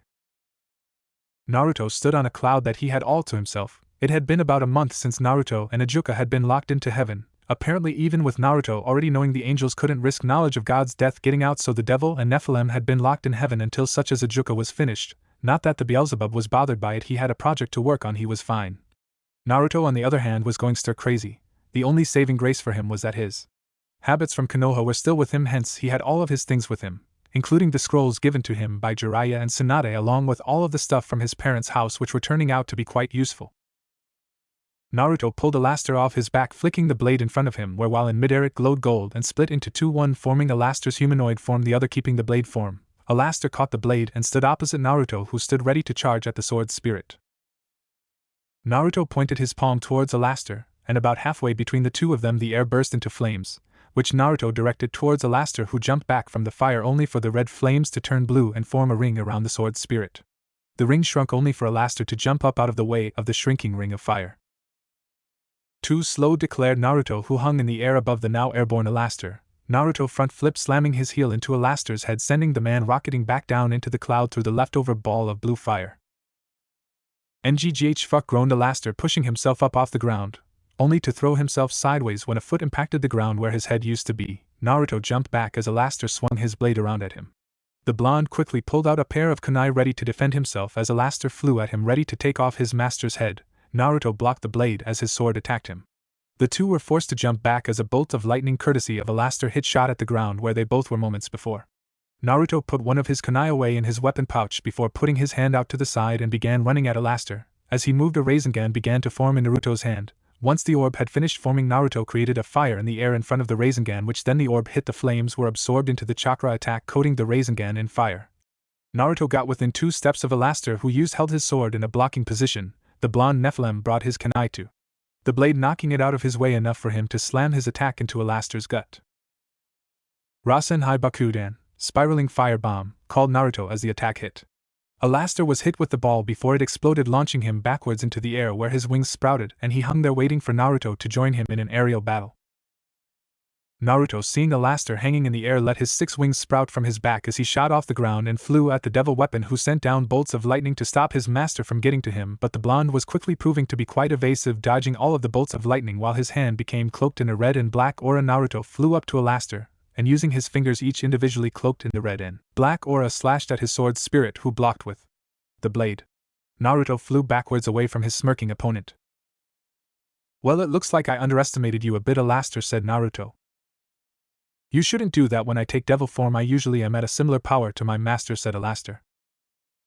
That explains you being able to take that Rasen Hai Bakudan, spiraling fire bomb, declared Naruto, getting a nod from the humanoid sword spirit. Naruto then once more had to move out of the way as lightning tried to strike him. Naruto, with the kunai at the ready held in a backhanded grip, charged at his sword spirit. Alastor brought his blade up and set about striking Naruto as he got close. However, that is exactly what Naruto wanted him to do. Naruto flew in and blocked the strike with the blade of his kunai. Turning sideways, Naruto pushed his kunai around Alastor's blade, pushing the weapon forwards, loosening the devil's grip on his weapon, which Naruto took advantage of, grabbing the back end of the hilt before ripping the sword out of Alastor's hand, kicking the sword spirit in the chest, making him let go of the blade, leaving Naruto holding the sword like it was a spear. Naruto flipped the blade in his hand so it was in a normal grip. Alastor looked on in shock, only for Naruto to fling his kunai at the sword spirit. However, Naruto wasn't done with the kunai, and his now free hand purple energy gathered, and a few seconds before the blade could hit Alastor, the purple orb arced out and hit the ring of the kunai, electrifying it with purple lightning. However, despite the power on the blade, sailed past the terrified Alastor. The blonde Nephilim didn't give Alastor time to recover. In an instant he was in front of the now disarmed sword spirit, and slashed across his chest from his right shoulder to left hip, and then in an instant left shoulder to right hip, giving the devil a perfect X-shaped scar. Naruto then with his free hand slammed a bone-splintering punch into the devil's head, sending him rocketing into the cloud below them. As the devil hit, he exploded into gold light. "That hurt like hell, master," said Alastor from within Naruto's mind. "That was an incomplete form of a technique my godmother made," replied Naruto. "Incomplete? How strong is it in its complete form?" questioned the sword spirit. "Well, with one finger she created a 40-foot wide crater that in the center was a foot deep," replied Naruto, shocking the sword spirit. "Whoa, that was intense," came a voice from behind Naruto. The blonde Nephilim turned and came face to face with a blonde-haired, green-eyed man. He wore priest-like clothes and on the whole had an air of laziness around him. "You must be that Nephilim everyone is talking about," said the man, looking at the blonde while his hands resided in the pockets of his pants. "Naruto Uzumaki Namikaze is at your service," said Naruto with an overdramatic bow to the man. "I'm Dulio Gesualdo, nice to meet ya," declared Dulio, sticking his hand out lazily for a shake. Naruto smiled and shook the man's hand. Several months later, Naruto stood on a cloud. In front of him stood Gabriel, who was smiling innocently at him. Most of the angels had become fond of Naruto and his pure heart, but the angel Naruto had become closest to out of all of them was Gabriel. For sure the two of them were friends, which is why we find Naruto standing before the voluptuous woman. "So are you ready, Naruto-kun?" asked Gabriel. Naruto nodded and created about 50 Kage Bunshins. Something interesting Naruto had discovered about the Kage Bunshin was the fact that memories gained by the clone were sent back to him when they dispelled. However, while this was helpful, it served him no purpose in training his angelic/devil magic, as the clone had no magical power, only chakra. However, they had proved quite helpful as targets for his practicing. Gabriel had been helping Naruto with his angelic blood, teaching him the basics of how to use his powers. The first thing he had learnt was the creation of light-based weapons, which he could almost do in his sleep now, but now the Seraph was teaching Naruto some other magic. "So Naruto-kun, for fire magic you need to," began Gabriel, only for Naruto to hold up a hand. "I can do fire magic, Gabriel-chan, it's holy flames that I can't," said Naruto, getting a nod from the woman. Right, sorry," said Gabriel, waving Naruto off. Naruto smiled and nodded. "Well, holy fire is created by adding the fire to light-based weapons, sort of. It's a well putting them together," said Gabriel, not sounding too sure of herself. This is how training with Gabriel had been for Naruto. She would say what he needed to do, but in a roundabout fashion, but he still got the basic ideas from her explanation eventually. "So combining the light magic with the fire magic?" questioned Naruto, getting a nod from Gabriel before she looked down. "I don't see why you keep asking me to help you. I can't explain stuff right," said Gabriel, looking sad. Naruto walked up to her and hugged her. "Your explanations are fine, Gabriel-chan, and besides, when would we be able to hang out otherwise?" questioned Naruto. Gabriel looked at Naruto with a smile. Naruto smiled back before letting her go, and stepping back both smiled before bursting out laughing. Months later, Naruto walked along the streets of heaven. The cloudy home of the angels reminded him of not quite a bustling city, but it wasn't quite a quiet town either. It was somewhere in between. He was looking for some form of clothing store. The jumpsuit he had been wearing since he left home was starting to get on his nerves. After Kurama had destroyed the seals on him, he had been getting smarter and smarter, which is the reason he was looking for new clothes. The amount of orange on him was beginning to annoy him. Did he still like orange? Yes, but he didn't so much orange.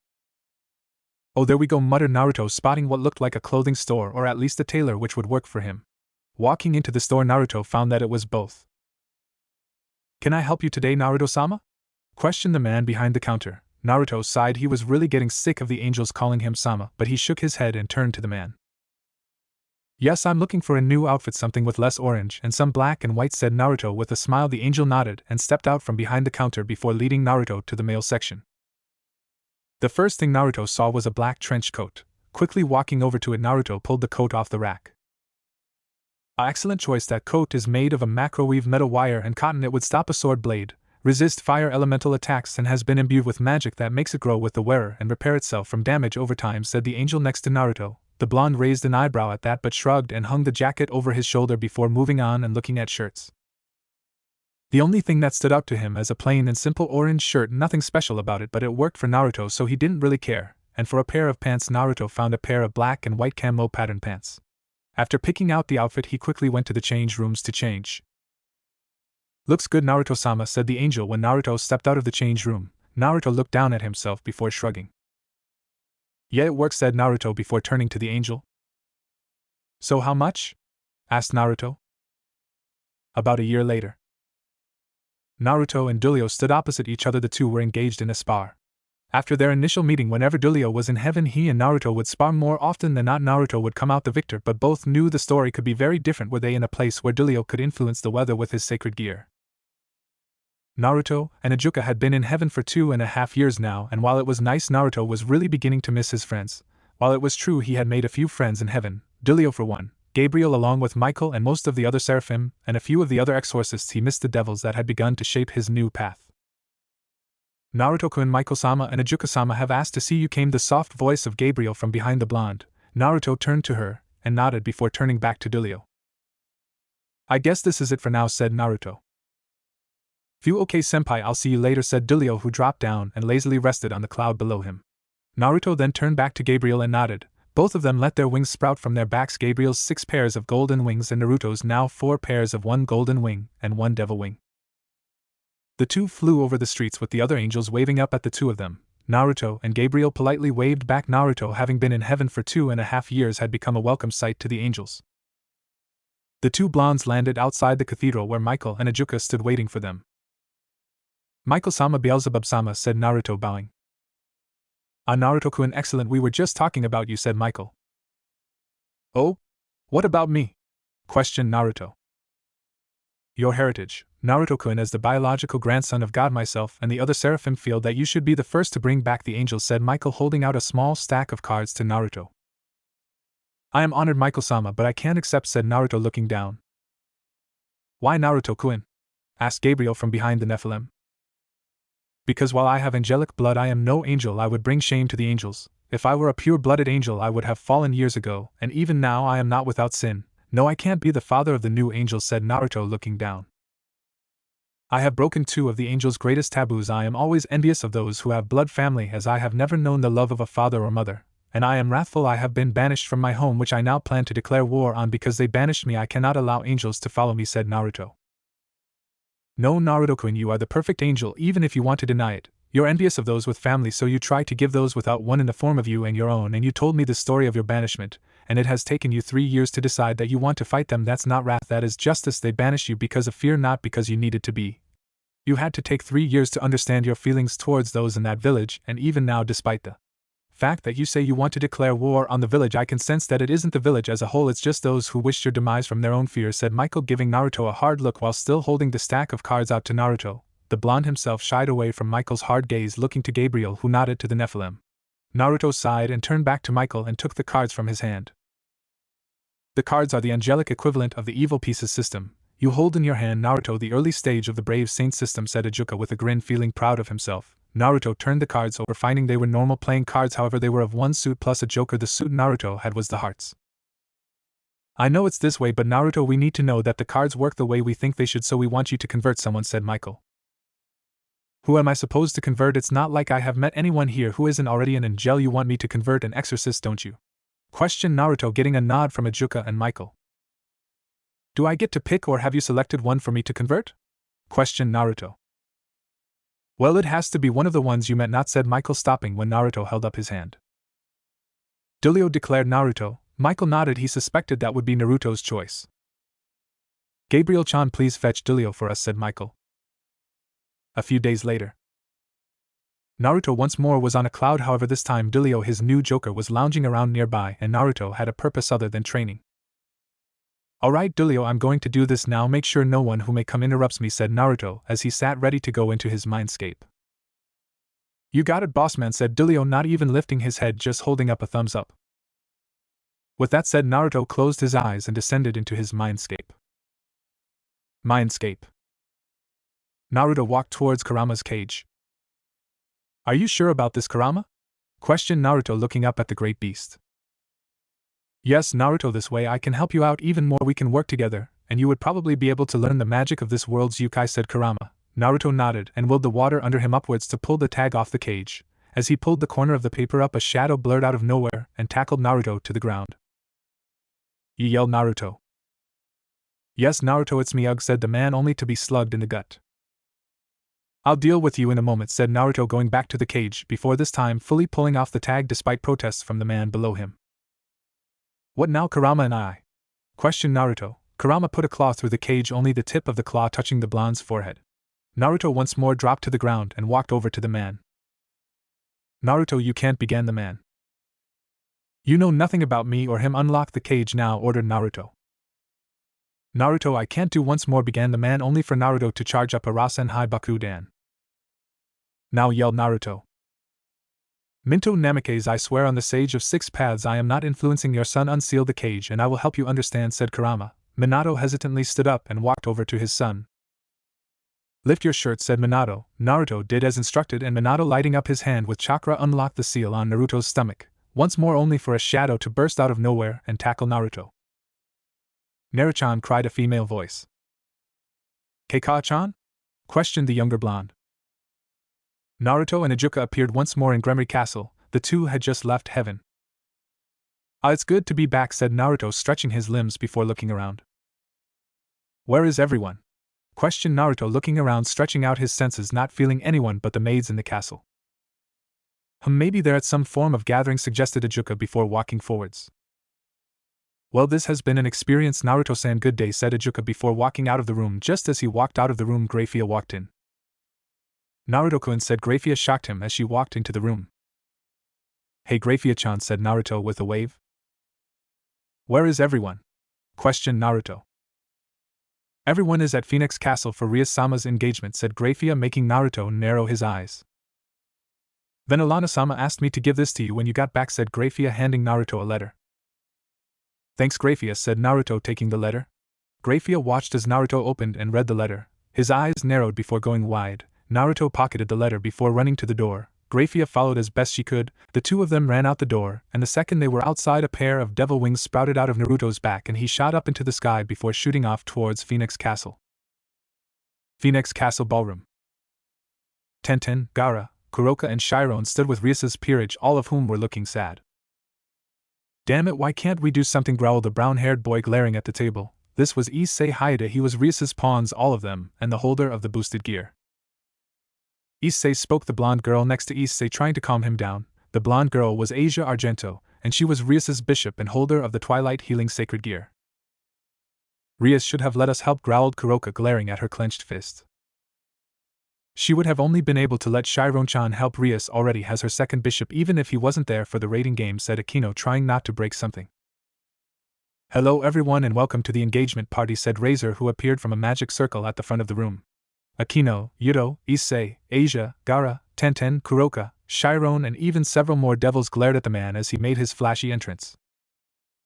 And now let me introduce my bride-to-be, said Razor with a smirk plastered on his face, only for another magic circle to appear next to the man before dropping to the floor, revealing a wedding dress-clad Rias, who looked very unhappy to be both in the wedding dress and her current position. Well, said Razor, interrupted when the doors were blown off their hinges and in walked Naruto, his form cloaked in a red and black glow. Hello everyone, so sorry to interrupt, but this engagement is over, declared the blonde. Naruto called Yuto, Akino, Gaara, Tenten, Kuroka, Chiron and Rias. The red-haired bride-to-be ran from her position next to Razor and tackled Naruto, who hugged the girl back as the rest of his friends came over to him. Where the hell have you been? Questioned Rias, looking at Naruto with tears staining her eyes. Beelzebub-sama's progress was delayed in the angles and we weren't allowed to leave. I'm sorry I was away for so long, said Naruto, letting go of Rias, who stepped back, letting Kuroka and Chiron hug the blonde tightly.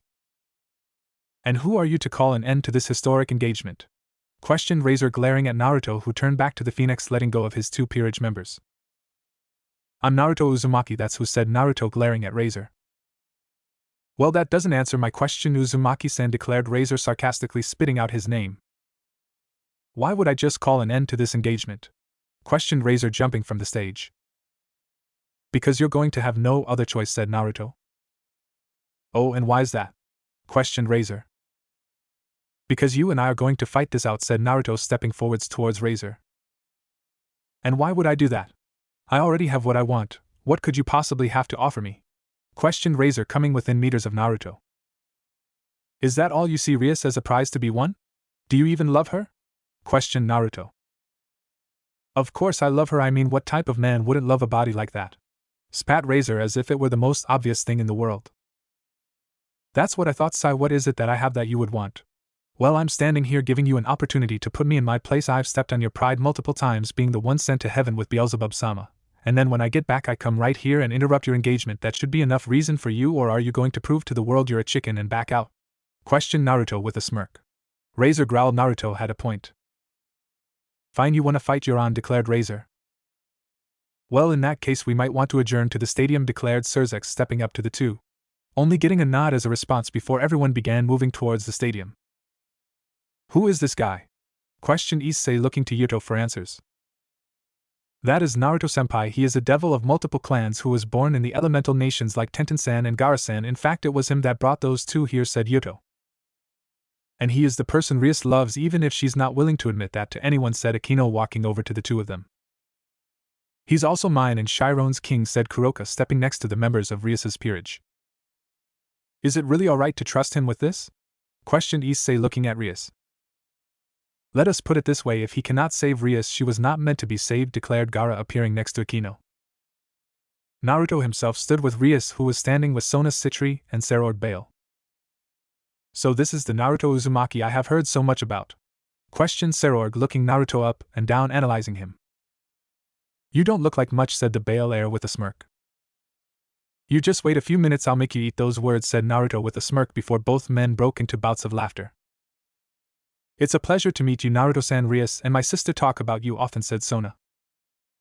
Ah, so that makes you Sona, Seraphul's little sister, said Naruto with a grin. Sona just nodded. Well, it's nice to meet you too, said Naruto. Naruto-kun, please be careful, this is Razor, he's not some weak opponent you can easily beat with no effort, said Rias, scared for her friend and her future. Naruto was her last hope and she knew it. Naruto placed a hand on her shoulder. Just calm down, Rias, I know what I'm doing, said Naruto before Sarorg pulled he blonde away just out of hearing distance of the two female devils. Naruto, you saved my cousin, you've made yourself a friend for life, said Sarorg to the blonde. I didn't need that encouragement to save her, she is a person, she has her right to choose who she loves, said Naruto. Sarorg just nodded. Naruto, Razor's ready to begin, said Surzex. Naruto turned to the man and nodded. Well, time to go, said Naruto, vanishing in a magical circle, appearing in an arena with all of the guests from the party in the stands around the stadium, and opposite Naruto stood Razor. Naruto Uzumaki, you have challenged Razor Phoenix, what do you claim should you win this bout? Came the voice of Surzex over the whole arena. An end to this engagement, and for Rias Gremory to be free of any future marriage contracts, declared Naruto. Should you win it shall be so, but until then let the match begin, declared Surzex. Naruto smirked as he looked at Razor, who was patiently waiting for Naruto to attack him. The second you accepted my challenge, Razor, you lost, said Naruto with a smirk. Oh, and why is that? Questioned Razor, smirking to himself, only for that smirk to fall when Naruto reached into his shirt. Razor's expression dropped entirely when he saw what Naruto pulled out of his shirt. Impossible, no devil can hold a holy artifact, declared Razor as he spotted within Naruto's hand a cross necklace. Naruto's smirk widened. You're right, no devil can, said Naruto. Then how? Questioned Razor. I'm not a devil, well, at least not fully. I am a walking contradiction. I am what comes from the union of angels and devils. I am a Nephilim, declared Naruto, letting his 4 pairs of golden angel and devil wings burst from his back. Everyone in the crowd, excluding Rias, her family, Kuroka, Chiron, Tenten and Gara, all wore shocked expressions. Everyone was shocked to their core. Now, while it could be fun to incinerate you with holy flames, said Naruto, snapping the fingers on his right hand, making a ball of white flames appear above his palm. I think normal devil fire will work just fine, said Naruto, snapping the fingers on his left hand, making a ball of blue fire appear above his hand. BL Blue F fire? Questioned Razor, who by this point knew he was totally and utterly screwed. Yeah, and? Questioned Naruto, making Razor realize Naruto had no idea what the blue fire signified, nor did anyone else in the audience, excluding the members of the Phoenix clan, who were now even more shocked/terrified. Naruto's wings vanished before the blonde ran forwards, the ball of blue fire in his hand, Razor backed up at the speed of the younger blonde. Razor threw balls of fire at Naruto, who jumped into the air. Razor threw another ball at the blonde, who shot up and to the side to avoid the attack. Razor threw yet another fireball at Naruto, who again vanished, reappearing about 50 foot over the place. He kicked off the ground, head facing the ground. Naruto then began to fall towards the ground head first. To the shock of everyone watching, Razor's thrown fireballs came flying back towards him and turning light blue. Razor jumped back from the fireballs which followed him. Naruto lobbed his own, adding a fourth one, and just as Razor landed on the ground, all 4 blue fireballs slammed into him, engulfing him in a fireball that exploded upwards, sending up a 20-foot tower of fire. Razor screaming all the while the flames burned him. Once the flames dies down, Razor fell to the ground. If glares could kill, Naruto would have dropped dead 10 times over from the glare sent his way. "I'm going to kill you, brat," growled Razor, pushing himself to his feet. Naruto drew his sword from his back. Razor's wings burst forth from his back and he shot forwards at Naruto. "Not happening," declared Naruto as purple lightning gathered into a ball in his hand. Before a second later, the lightning shot from Naruto's hand and hit Razor, making him drop to the ground, convulsing as the purple bolts arced from his skin into the ground. Before Razor could get up, Naruto was standing above him, one foot on the phoenix's back, the other. Naruto used to kick him in the face, knocking him unconscious. The whole crowd went dead silent and watched in awe. The next morning, Naruto woke up in his bed in Gremory Castle. The blonde went to sit up only for his left arm to not move with the rest of him. Naruto flicked the covers of his bed only to see a naked Rias lying next to him. "What the?" questioned Naruto, looking down at Rias, whose eyes fluttered open, and she looked up at Naruto. "Morning, Naruto," said Rias, sitting up and stretching, making her bare breasts jiggle. Naruto looked away from the naked form of Rias. "Would you please just put some clothes on?" pleaded Naruto. "What's the matter, Naruto-kun, you don't want to see me?" questioned Rias. Naruto just spluttered out, and Rias just giggled and got out of the bed, her hips swaying as she walked to the door and disappeared out the door and heading to her own room. Naruto sighed and shook his head before getting up. About an hour later, Naruto walked down the halls of Gremory Castle. He was looking for Lord Gremory. There was something he needed to do. Naruto called a voice from behind him. Naruto turned and saw Tenten and Gaara with Kuroka and Chiron. "Hey guys, what's up?" questioned Naruto. "This will be the last time we ask this. Please let us help you. Let us join your peerage," said Tenten. "If you don't, Rias has offered us positions in hers," said Gaara. "Fine, come with me," said Naruto, walking towards his room. "Wait, did he just say yes?" questioned Tenten, looking back at the two Nikomatas. "I think he did," said Gaara before he quickly jogged to catch up to Naruto. 20 minutes later, Naruto just finished converting both Tenten and Gaara, who were both confused. "What was with the cards?" questioned Tenten. "I'll explain later. What I'm more interested in is why I can feel the blood of a god running in your veins," said Naruto, looking at Tenten. "A god?" questioned Tenten. "Holy blood, but not the blood of my grandfather, so from one of the other gods," said Naruto, looking at Tenten before closing his eyes, trying to narrow down on which one. It was at that moment the doors to the room were almost broken off their hinges and in came Surzex in a battle-ready stance. "Oh, Naruto, Tenten, Gaara, sorry, I just felt a Grim Reaper suddenly appear here. I was worried," said Surzex. "Are Grim Reapers holy beings?" questioned Naruto. Having never met a Grim Reaper, he didn't know. "They are the servants of Hades, so yes, I believe that they would be classed as holy beings." "Why?" questioned Surzex. "I believe we have solved 2 problems, your Grim Reaper suddenly appearing and Tenten's holy blood. However, that leaves the question, how is Tenten a Grim Reaper?" said Naruto, making everyone turn to either Naruto or Tenten with a look of shock. "Are Grim Reapers' weapons traditionally scythes?" questioned Tenten tentatively. Once more getting a nod from Surzex, Tenten took a deep breath before reaching into her pouch, pulling out a scroll. Quickly unfurling the scroll, Tenten revealed the sealing matrix on the paper. Before anyone could ask, Tenten pushed chakra into the seal, and in a plume of smoke a scythe appeared atop the scroll. The pole of the scythe was about 5 foot long, with what looked like a skull where the pole met the blade. The blade itself was a pitch black with small red runes on it. Everyone could feel a strange aura from the weapon. "From my limited interaction with the Grim Reapers, that could be a Reaper's scythe," said Surzex. "In that case, my biological mother was a Grim Reaper," declared Tenten. Several hours later, Naruto, Tenten, Gaara, Kuroka and Chiron stood at a vine and moss-covered temple-looking structure within the Gremory Castle grounds. This was the portal between dimensions, or at least the temple holding such. "Tell Rias I'm sorry, I just need a week before I can fulfill our promise," said Naruto, turning to face Lord Gremory, who nodded to Naruto as he and his peerage stepped into the temple and activated the portal. A big red and black orb appeared before them and sucked them into it. Elemental Nations. Naruto, Tenten and Gaara stepped out of the portal to the familiar sight of the ruins of Yuzushiogakure. However, Kuroka and Chiron looked around confused. Come on, we need to get to the surface, said Naruto, walking to the stairs up and out of the tower they were currently in.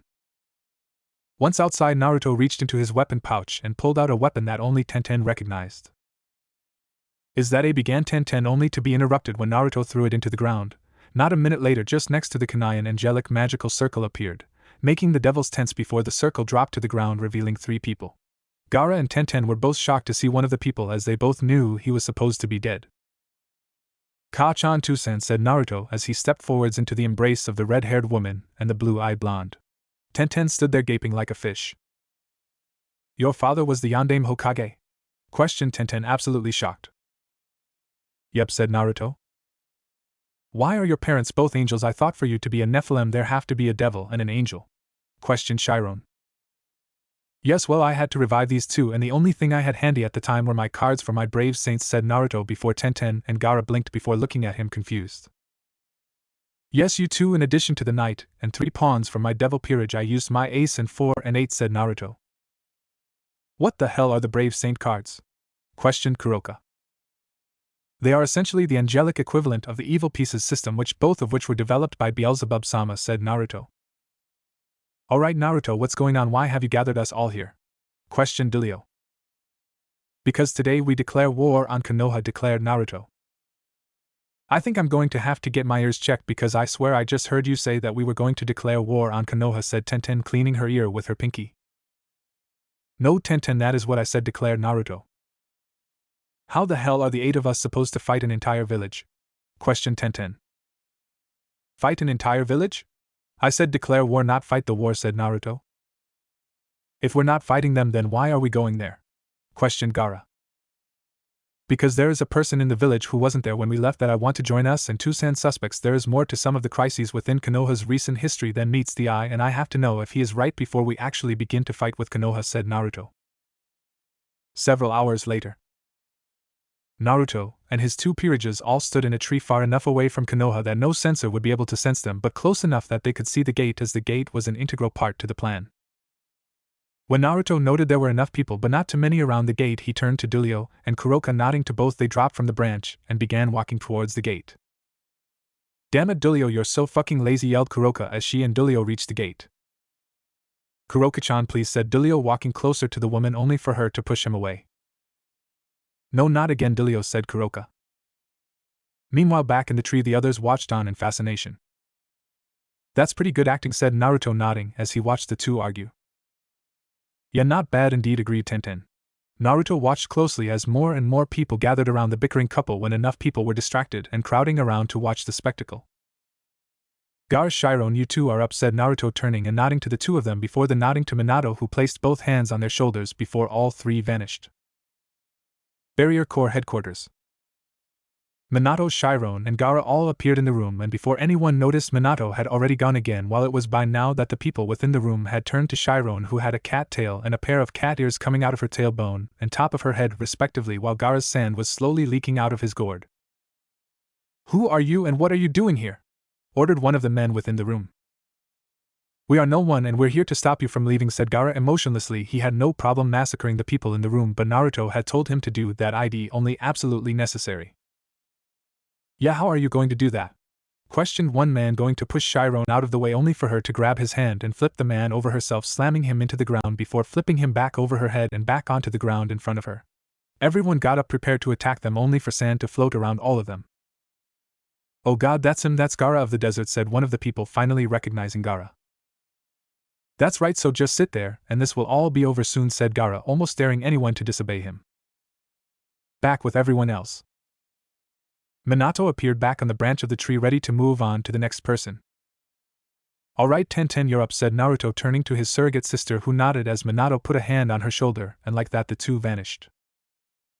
The 2 appeared by the hospital, where Minato vanished again, returning to Naruto and Kushina. Meanwhile, Tenten dropped low to the ground and pulled some explosive tags out of her weapons pouch and began to place them around the building in places only people actually looking for these special tags would find them. The tags were designed to be fairer than explosive. There was still a small explosion, but less than normal tags. After tagging the hospital, Tenten walked away from the building nonchalantly before heading towards the academy. However, as she drew closer to the grounds, she slipped into an alleyway and quickly flipped through hand signs. Henj no Jutsu, Transformation Jutsu, whispered Tenten as she was cloaked in smoke, which when parted revealed a young girl, maybe 7. Tenten had picked this so she would seem less suspicious when she walked into the academy grounds, and like she did with the hospital, she began to place the modified explosive tags all around the place, on the academy building, in the free academy training grounds, and even on the fences around the academy. After the area was sufficiently tagged, Tenten left the area and moved to the market district. When she arrived at the market district, she began running around like a child while stealthily planting tags on lots of the stands, mostly the ones that had refused to serve Naruto for the QB. Once at least half of the market had been tagged, Tenten left the area heading for the front gates, still under the guise of the small child. When she got there, several hundred people had gathered in the area. Tenten pushed through the crowd of people before she got to the front. Auntie Kuroka, Uncle Dulio, called Tenten in her disguised form, running up to them. Aki-chan, said Kuroka excitedly, turning to the girl and kneeling down as the disguised Tenten ran into her arms. Got everywhere, no troubles? Questioned Kuroka quietly. Yes and no, A and B, let's leave now, whispered Tenten. Come on Dulio, let's go, said Kuroka harshly before walking out of Konoha and away from the gates. Several moments prior, with Naruto and Kushina. Naruto continued watching over Dulio and Kuroka to make sure nothing happened when he felt his father once more appear on the branch. Ka-chan, you're up, and remember, seal everything and meet me at training ground 28, said Naruto, turning to his mother, who nodded before she and Minato disappeared from the area. Storage room, Hokage Tower. Kushina and Minato appeared in a dark storage room that they were both familiar with. Are you trying to tell me something, Minato Namikaze? Questioned Kushina with a teasing smirk. Minato was confused but then remembered. Right, no, sorry Kushi-chan, well, sorry if you wanted to do that. Now this is the only room in the tower other than the office I have tagged, said Minato nervously, knowing full well what Kushina meant. The reason Minato had a seemingly random storage room tagged while not having other rooms tagged was because, well, to put it politely, this was Minato and Kushina's fun room. Naruto could have very well been conceived in that room. They had celebrated Minato's promotion to Hokage with a nice long fuck and found this rather out-of-the-way room, which since that day they slowly but surely turned the room into a secret fucking room, hiding various seals around the room that did various things. Silencing seals that were hidden behind a painting above the door, a storage seal with a bed to make things more comfortable, hell, even a couple of storage seals with various objects to make their time together more kinky. Go Minato, I was messing with you, said Kushina with a smile and a roll of the eyes before Minato vanished. Kushina then turned back to face the room. Well, might as well get some of our stuff back, said Kushina with a smirk. Back with Naruto and Minato. Minato once more appeared on the tree where Naruto was. Are you sure just anywhere in the red light is okay to drop you? That place is, began Minato. The only place where no one will report seeing me in the village, and is the safest place for me, said Naruto, getting a nod from Minato, who placed his hand on his son's shoulder, and the two vanished from outside the village. A bar in the red light district. Naruto and Minato appeared in a bar in the red light. Everyone turned to see Naruto and Minato. Naruto? Questioned the man behind the bar. Yep, it's me, and I hope I don't have to tell you lot not to mention this to the Hokage, said Naruto, getting a nod from all of the people within the bar, who then just turned back to their drinks. Minato turned to Naruto before vanishing. Top of Hokage Tower. Minato appeared at the top of the Hokage Tower, ready to do what he had asked Naruto to let him do, which was break into the Hokage's office and look through the secure files about recent events, trying to get to the bottom of things. He had told Hiruzen to not reveal Naruto's status to anyone, yet it was revealed. He knew about the Uchiha, but knew Hiruzen would have been able to talk Fugaka down before any extreme measures were taken, and there were several other shady things he wished to check. There was one person that he could think of behind such events, but he wanted to be sure before telling Naruto, and the blonde focused solely on him, only for it to be a false lead. Minato crouched low and waited for the signal for him to begin. With Naruto. Naruto walked out of the bar and began walking towards his destination. Naruto waved to the people as he walked past, who all waved and smiled at the blonde. However, he did have a schedule to keep to, so he jumped to the nearest roof and then began roof hopping towards an apartment complex. He really hoped she wasn't working now. As Naruto walked into the apartment building, he sighed, remembering his childhood trips to this place. After walking up several flights of stairs, Naruto stopped and walked to the end of a hallway. The blonde took a deep breath before turning the door handle. Finding it unlocked, Naruto stepped inside the apartment.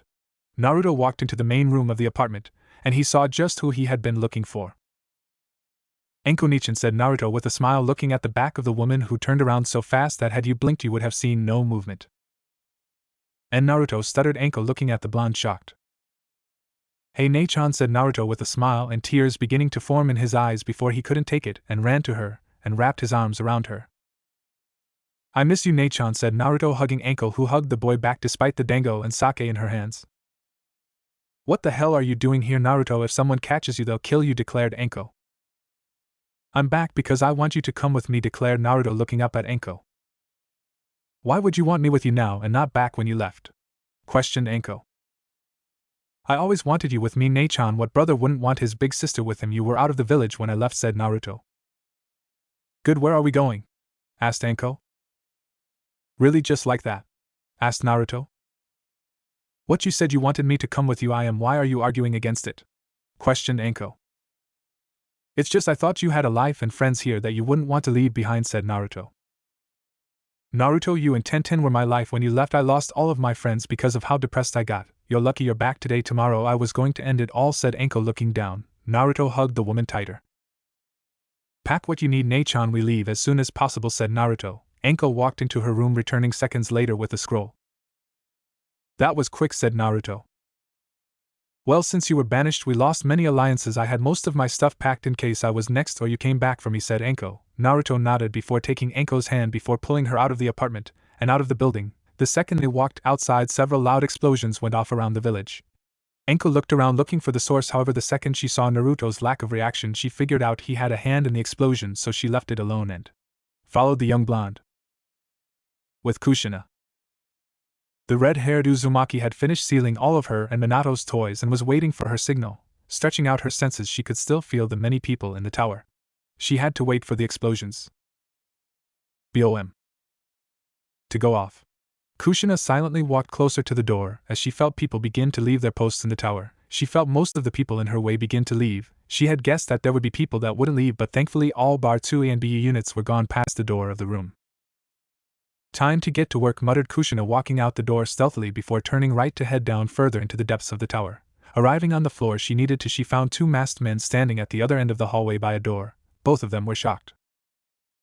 Kushina-sama?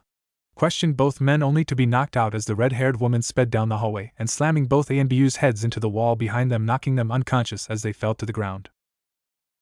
I'm sorry you two, but I need to get in here, said Kushina, opening the door both men had been guarding. Inside she saw the room full of scrolls. The Hokage's personal library, muttered Kushina as she began quickly sealing all of the scrolls within the room inside a scroll of her own. With Minato same time. Minato slipped through the open window of the Hokage's office. Tsunade, along with her 3 A and B guarding her, had left, presumably to either find out about the explosions or find out why the barrier corps didn't tell her a bomber was in the village. Either way, Minato only had a little time. He quickly went through the desk, reaching into the secret operations compartment of the desk, trying to find what he needed to know. He knew from personal experience that these files were meant to be as confusing as possible so that they couldn't be stolen like Minato semi-planned to. Mianto's senses went off when he felt several people returning to the office, so he quickly did what he should have in the first place and placed all of the files on a special scroll which he pushed chakra into before the scroll copied everything in the files. Minato, after the transfer was complete, put the files back in the desk and flashed back to the room he left Kushina in, just in time as just a second later Shizen and Tsunade walked through the doors. Minato, after flashing to the room, stepped out. Minakun, said a voice from beside him. He turned to see Kushina, who was running towards him. Are you done? Questioned Minato, getting a nod from his wife, so with that the two took each other's hand and they ran up and out of the Hokage tower to find people scrambling around the place. Come on, we need to get to training ground 28, said Minato, grabbing Kushina's hand, and the two ran towards the training ground. When the husband and wife reached the training ground, they saw a Hyuga boy who looked to be about Naruto and Tenten's age walking away calmly. Walking past him calmly, Minato and Kushina found Naruto with a woman waiting for them. Anko-chan? Questioned Kushina, getting the woman's attention once again. Anko spun around at a ridiculously fast speed. Kushina-sensei? Questioned Anko, looking shocked to see her sensei alive. But how you died in the QB attack, said Anko. That'd be me, said Naruto nervously, making Anko turn to him. How? Asked Anko. We'll explain later, but for now you have to leave with them, and don't worry, I'll be along shortly. I just have a message to deliver first, said Naruto, his mood growing dark at the mention of his message. Remember to pick up Gaara and Chiron, said Naruto before reaching into one of his weapon pouches and pulling out a mask which covered the top half of his face with black glass covering the eyes, and a beak-like construct sitting over his nose. It was purple and black in color, the purple being tribal-like markings all over the mask. When Naruto put the mask on his face, his whiskers just vanished from his cheeks. "Alright, you three, time to go," said Naruto before Minato put his hands on Anko and Kushina's shoulders before vanishing. Naruto sighed before he let his 4 pairs of wings burst from his back before flying, shooting up into the air above Konoha. "People of Konoha, I am your angel of death, and this attack on your pathetic village was my doing," called Naruto from up in the air, letting his devil blood deepen his voice so it was unrecognizable. "Why would you attack us and then reveal yourself?" came the voice of a nearby Jonin. "Because as of today you and your village will need to be forever on your guard, because as of today we are at war," declared Naruto. "Katan Gokaku no Jutsu, Fire-style Fireball Jutsu," called a random Jonin, shooting a fireball at Naruto only for the fireball to snake away from the original fireball, turning light blue as it spun around Naruto. The blue fire then shot out in a ring, slamming into the taller parts of Konoha, and when the populace of Konoha looked back to the disguised Naruto, they saw nothing but some fallen golden feathers. Naruto appeared in a teleportation circle just outside a house surrounded by trees. Walking inside, Naruto saw everyone was waiting, most likely for him. "Welcome back, Naruto," came the monotone voice of Gaara. Everyone turned to the blonde Nephilim. "Naruto, tell me now what those explosions were, and don't act like you don't know. I saw you had no reaction to them, which means you had something to do with them," ordered Anko. "They were a distraction and a preemptive strike," said Naruto. "Speaking of distractions," said Kushina, pulling a scroll out of her pocket before tossing it to Naruto. "What was it a preemptive strike for?" asked Anko. "I declared war on Konoha," said Naruto. "You what?" screamed Anko. "I declared war on Konoha," repeated Naruto simply. "Naruto, of all the things you've done, this is the stupidest. How do you plan on fighting one of the 5 great nations?" questioned Anko. "Easy, I have these people around me. Also, from my new home, I have many people willing to pick up a blade, flare up a flame, or rain down chaos for me, and I plan to isolate Konoha from the rest of the elemental nations by allying myself with them," said Naruto with a sigh. "Your new home?" questioned Anko. "Yes, my home among devils, angels, fallen angels, and humans," said Naruto, getting a raised eyebrow from Anko. "Everyone in this room besides you, Anko, is one of 3 species," said Naruto. "What 3 species?" questioned Anko. "Angels, devils, or a hybrid of both," Nephilim declared Naruto, letting his 4 pairs of wings flare out. 20 minutes later. Anko, having been caught up on what she needed to know with some demonstrations of the actual angelic or devil powers, stood in front of Naruto shocked. "Are you wanting me to join one of your peerages?" asked Anko, getting a nod from Naruto. "Which one?" inquired the purple-haired snake charmer. "You were my guardian angel when I was younger. I want you to take that position again," said Naruto with soft smile to the woman, who smiled and nodded. Naruto reached into his pocket and pulled out a scroll. Unfurling it, a sealing matrix was revealed. Pumping chakra into the scroll, a small stack of cards and several chess pieces appeared atop the sealing matrix. Naruto pulled the deck of cards off with his free hand before resealing his chess pieces. Flipping through the cards, Naruto pulled 2 seemingly random cards out of the stack before flicking them at Anko, both of which she caught between 2 fingers just in front of her face. She looked at the cards. 5 and 9? questioned Anko, looking at the cards. "The cards I'm going to use to reincarnate you," said Naruto with a smile, putting his scroll down. "Please lay down so we can get this started," said Naruto. Anko nodded and lay down. "This isn't going to hurt, right?" asked Anko, looking at Naruto. "I'm not sure, does it?" asked Naruto, looking at all of the other people in the room. "No, not at all. It makes you feel tingly, but that's about it," declared Kushina. Naruto turned back to Anko, who was nodding. "Okay, let's get this started," declared Naruto, taking the 2 cards from Anko before putting them on her chest. "Just lay back, Anko-nichan," said Naruto. Anko nodded and calmly lay down. "I command death thee as Naruto Uzumaki. Mine command, Anko Mitarashi, is thy shall watch over me as my guardian angel as thy did when I was young. I seal this contract. Be reborn," declared Naruto. Anko glowed white as the cards vanished into her chest. When she stood up, 5 pairs of white wings burst forth from her back, but everyone was drawn to the rings on her fingers that began glowing. "I thought so," muttered Naruto, looking at the rings. What is it, Ototo?" asked Anko, looking at her hands. "No way," muttered Minato, looking at the rings. "What?" asked Anko. "Those rings," muttered Kushina, pointing to the rings. "What about them?" questioned Anko. I told you when I was younger, Anko, that I didn't think they were a Kekei Genkai. Now I know they're not, said Naruto with a smile. What are they then? Asked Anko. The sacred gear Twilight Healing, a healing power capable of healing angels, humans, fallen angels, and devils, muttered Minato, still in shock. Wow, that sounds pretty cool, said Anko with a grin. And very helpful, said Naruto with a smirk. Wait, how does she have a sacred gear? I thought only humans from the overworld in the next dimension could get them, questioned Tenten. Well, that would have been true had angels and devils not traveled to this dimension. The sacred gear essentially bleed into this world, giving some people them. I'm surprised that you don't know, Tenten. You have two and Gaara has one, said Minato. What?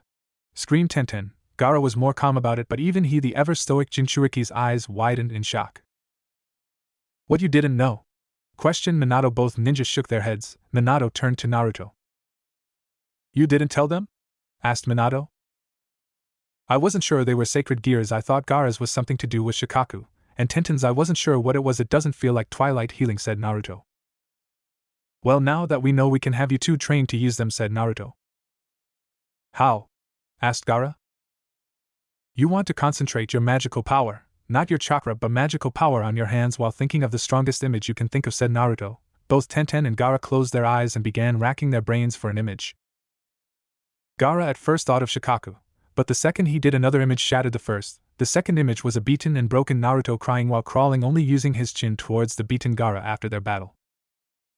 Gaara felt a massive surge of power in his hands. Opening his eyes, Gaara saw that on his hands were a pair of gauntlets. The gauntlets went from the tips of his fingers to his elbows. They were pitch black with blue tribal markings running over them that looked like flowing ice. An eye on the back of the hands with yellow irises and a star-pointed pupil. On each of the palms of the gauntlets there was a half of a yin and yang symbol.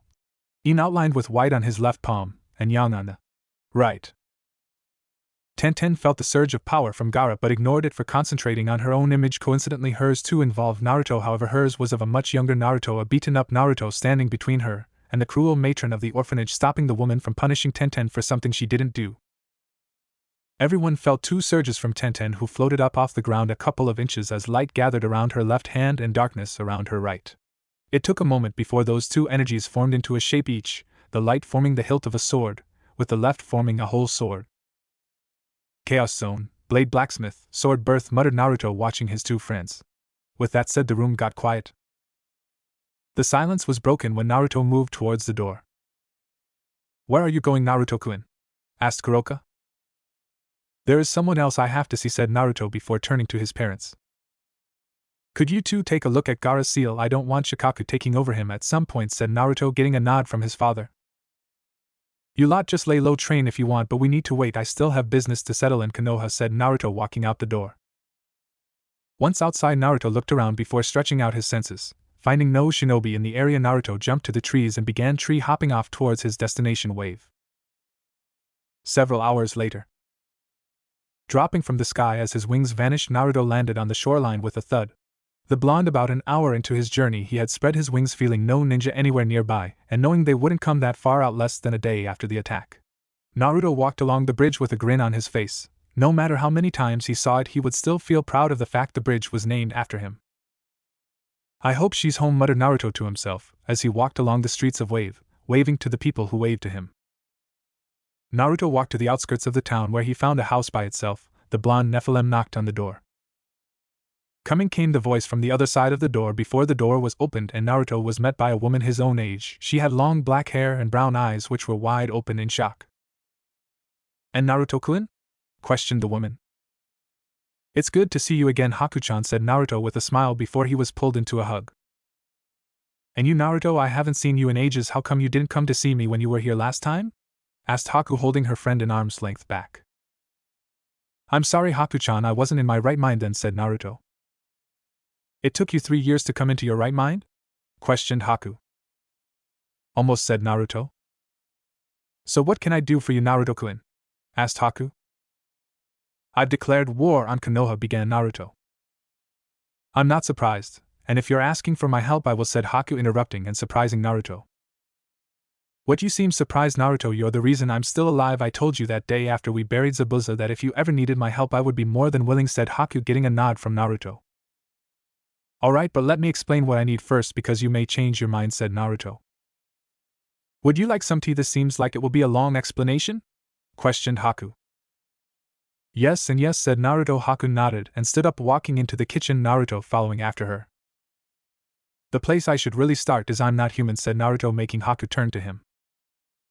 I always got the feeling there was more to you than meets the eye, said Haku before getting back on track with the tea. First of all, I'm a Jinchuriki, said Naruto, stopping when he heard a glass shatter. That's why, oh Naruto-kun, I'm so sorry, said Haku, once more pulling Naruto into a hug.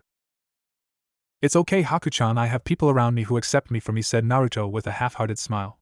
The two stayed in the hug for a moment before separating. Anyway, I am the Jinchuriki of the Kyuubi, and I am also a Nephilim, a hybrid of an angel and devil, said Naruto, getting a nod from Haku. Both angels and devils originate from another world. The Uzumaki clan, as they came to be known here, were originally offshoots of several devil clans who didn't want to fight anymore, so they came here to live in peace. And it was that very action that brought the angels here. They were suspicious that the devils were up to no good, so they sent my father to explore and hopefully uncover what the devils were doing, said Naruto, getting a nod from Haku, who began to pour the now ready tea into 2 cups, before handing one to Naruto. Thank you, now that explains why they were in this world. Now back in their own world, angels, devils, and a third faction of fallen angels were at war, which threatened the survival of the races. So once the war ended, they had to come to a way to bring them back to prosperity. The fallen angels were the only ones that could actively do this, as they could tempt angels to fall, which would bolster their numbers.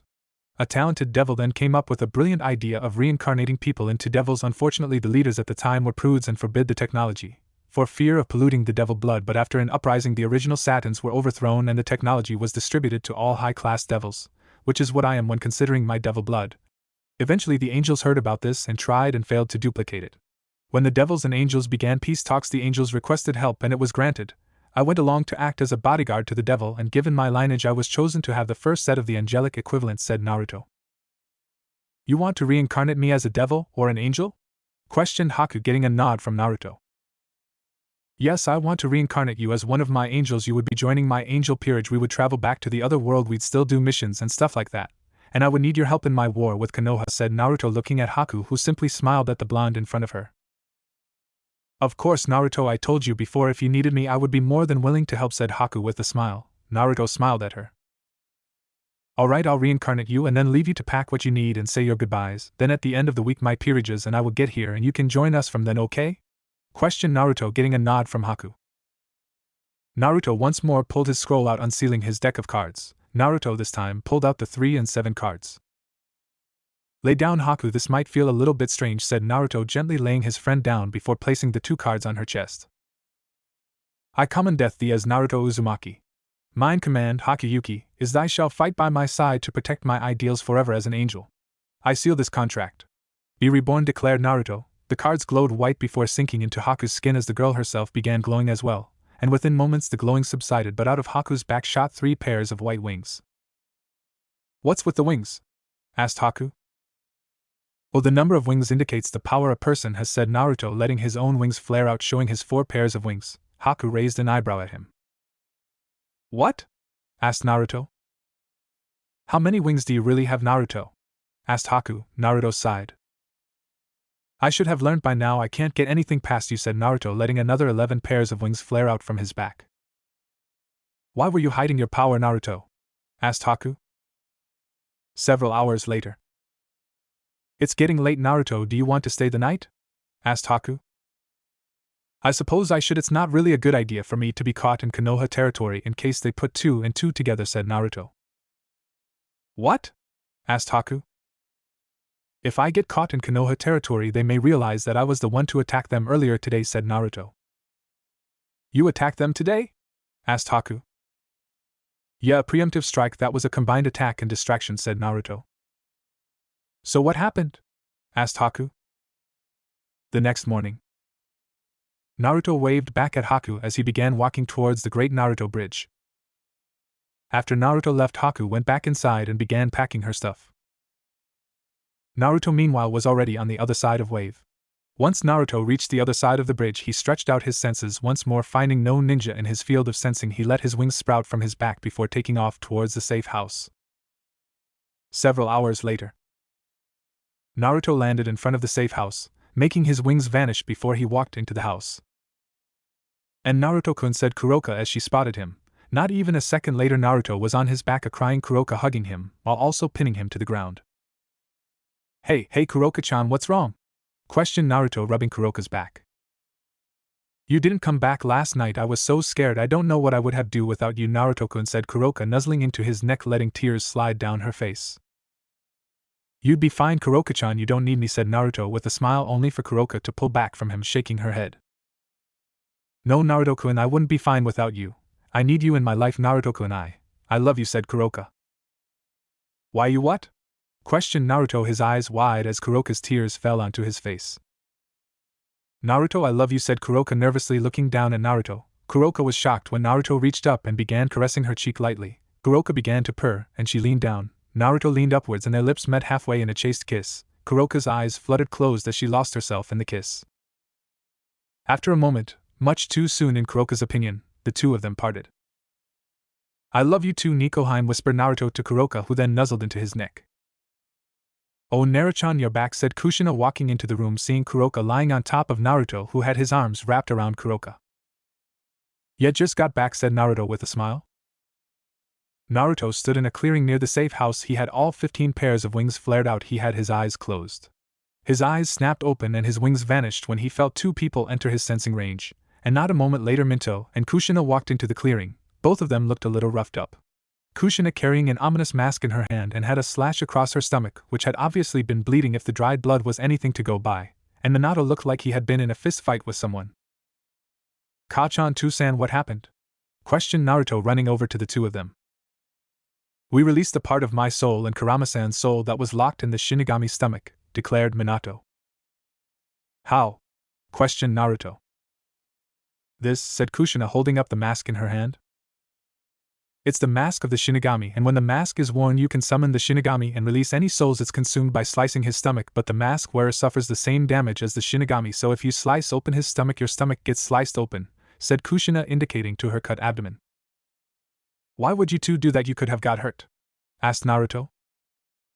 Kurama said that if he was given the rest of his chakra it could extend his time, said Minato. Flashback. Naruto stood up looking at his mother who had just appeared and hugged him. Keika-chan?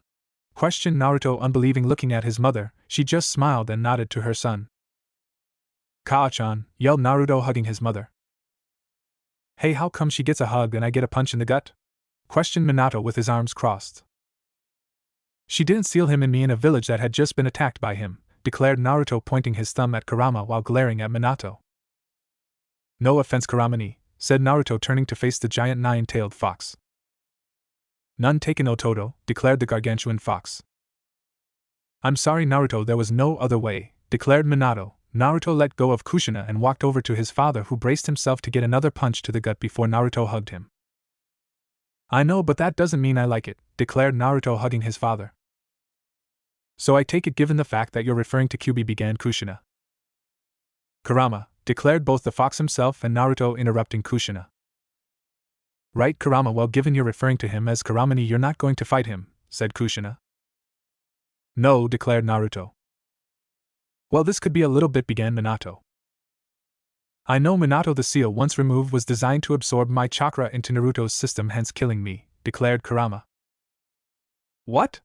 Questioned Naruto, looking up at the fox. The seal was designed to kill me, Naruto. I'm sorry for lying to you, but I've had a long life and you have shown me what it's like to have a brother, perhaps even a son, and because of my yukai you would never live past the age of 20 unless it was integrated into your system fully. Besides, we still have until my yukai is absorbed into your system, declared Kurama with a toothy grin. Is there any way we could prolong the time? Questioned Naruto desperately. I suppose if I had all of my yukai it could in theory extend the time, as there would be more yukai to absorb, muttered Kurama. Well, it looks like we're leaving you in good hands, Naruto, said Kushina as she and Minato began to fade. Keika-chan, Tusan, what's going on? Questioned Naruto, looking at his fading parents. The last of our chakra is fading. This is goodbye, Naruto, said Minato. Ka-chan, Tusan, no, declared Naruto, running over to them. Naruto, use your cards, said Kurama, making Naruto look back to him confused. Your brave saints cards, you can manifest them here, use them to revive them, declared Kurama. Flashback end. Why you did this so I could have more time with Kurama and I? Questioned Naruto, getting a nod from both his parents. I love you too, said Naruto, running over to the two of them, hugging them both. Lay down, Naruto, and I'll transfer the rest of Kurama's yukai to you, said Minato. Naruto lay down on his back as Minato lifted both his own shirt and Naruto's shirt, showing a seal on each of their stomachs. Minato lit his fingers up with chakra before unlocking his seal, and then gathering all of the Kyuubi's yukai in his hand, he transferred the yukai to Naruto's seal, before both of them lost consciousness, Minato from chakra exhaustion and Naruto from chakra overload. Naruto's mindscape. Naruto woke up in his mindscape. Once he realized where he was, he jumped up and ran towards Kurama's cage. Kurama, did it work? Asked Naruto as he skidded to a stop in front of Fox, who was now twice as big but laying down. Hey Naruto, said Kurama, looking down at Naruto. Did it work? Did it work? Questioned Naruto excitedly, only for that optimism to fail at the shaking of Kurama's head. Actually, it had the opposite effect. I should have realized that having all of my yukai back would speed up the process because I don't need to gather yukai to replace the missing yukai anymore, said Kurama. How long do you have? Questioned Naruto. About a month maybe, said Kurama, sadly looking down at Naruto. Several days later. Naruto stood in a clearing outside of Konoha, far enough that sensors wouldn't pick him up but close enough that someone could be training here. He was waiting for a particular Konoha genin to show themselves. He did trust the ninja, but he still had his senses flared out, making sure that he hadn't been betrayed. Hello Naruto-san, said a voice from behind Naruto. Naruto turned around. Hello Niji? Flashback. Naruto and Anko ran into training ground 28 only to hear the telltale signs of someone training. Damn it, muttered Naruto, looking around, cursing himself for not choosing another training ground like the Forest of Death or any other isolated training ground. In the midst of his internal cursing, a familiar face appeared. Hello Naruto-san, said Niji as he appeared in front of Naruto, who dropped into a fighting stance. Are you going to fight me, Niji? Asked Naruto, glaring at the Hyuga. No Naruto-san, I do not wish to fight you, however I must ask why you are back in the village? Questioned Niji. I came back for someone I didn't take with me when I left the first time, said Naruto, narrowing his eyes. And that's why you said of the explosions around the village? Questioned Niji, only for Naruto to narrow his eyes further. Why did you do that, Naruto? Asked Niji. This village is corrupt, Niji, and someone needs to purge the corruption before this village implodes, and if it has to be me, then so be it, declared Naruto, glaring at Niji. Naruto-san, if that is your goal, I wish to join you, said Niji. Why would you want to give up your life here to join me, possibly on the run for the rest of our more than likely short lives? Asked Naruto.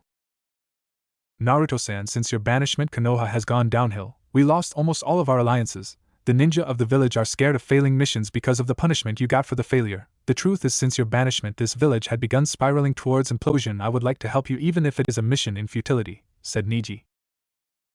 Niji, if you come with me, you will more than likely have to fight people from this village, possibly even members of your own family, said Naruto. I know, Naruto, but if that is the price of the corruption of Konoha being purged, then so be it, declared Niji, interrupting Naruto. Alright Niji, if you are okay with leaving everything from here behind, meet me at this clearing in a week's time, said Naruto, pulling out a map of the area outside of Konoha and pointing to a clearing. Niji nodded. Until then, my friend, said Niji, walking out of the clearing. Flashback end. Brought someone with us, did we, Niji? Questioned Naruto. What? No, I didn't, said Niji, confused. Yes, Naruto, he didn't bring me, I followed him, said a female voice from behind Niji. Shikia-san? Questioned Niji, turning to face the girl. Why are you here, Shikia? Asked Naruto, narrowing his eyes.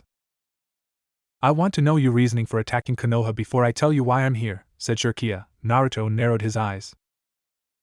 Konoha has become corrupt, and I plan to isolate Konoha from the rest of the elemental nations before purging the corrupt from Konoha, said Naruto. With just you and Niji? Questioned Shikia. No, I have more people at my side than just Niji. Now, Shikia, why are you here? Questioned Naruto. I want to help you, Naruto. It's my fault you got banished, and I have seen the corruption of Konoha, especially after you were banished, said Shikia. Shikia, it's not your fault I got banished. The council had been waiting for any opportunity to banish me for, said Naruto, not really willing to say. The Kyuubi, finished Shikia. Naruto's eyes widened. Please, Naruto, I've known since a week after we started at the academy, said Shikia. If you worked that out that quickly, then you should know damn well that me being banished wasn't your fault, declared Naruto. No, Naruto, it was my fault. The failure of the mission was my fault, and the failure of the Sasuke retrieval mission was the excuse they used to banish you. If my leadership had been better, then they wouldn't have had that, and you'd still be in the village, said Shirkia. I honestly don't care anymore. I'll be perfectly honest with you, Shikia-chan. That banishment has been the best thing to happen in my life. I have made many friends because of it, and I have found a place where I am accepted for me, said Naruto.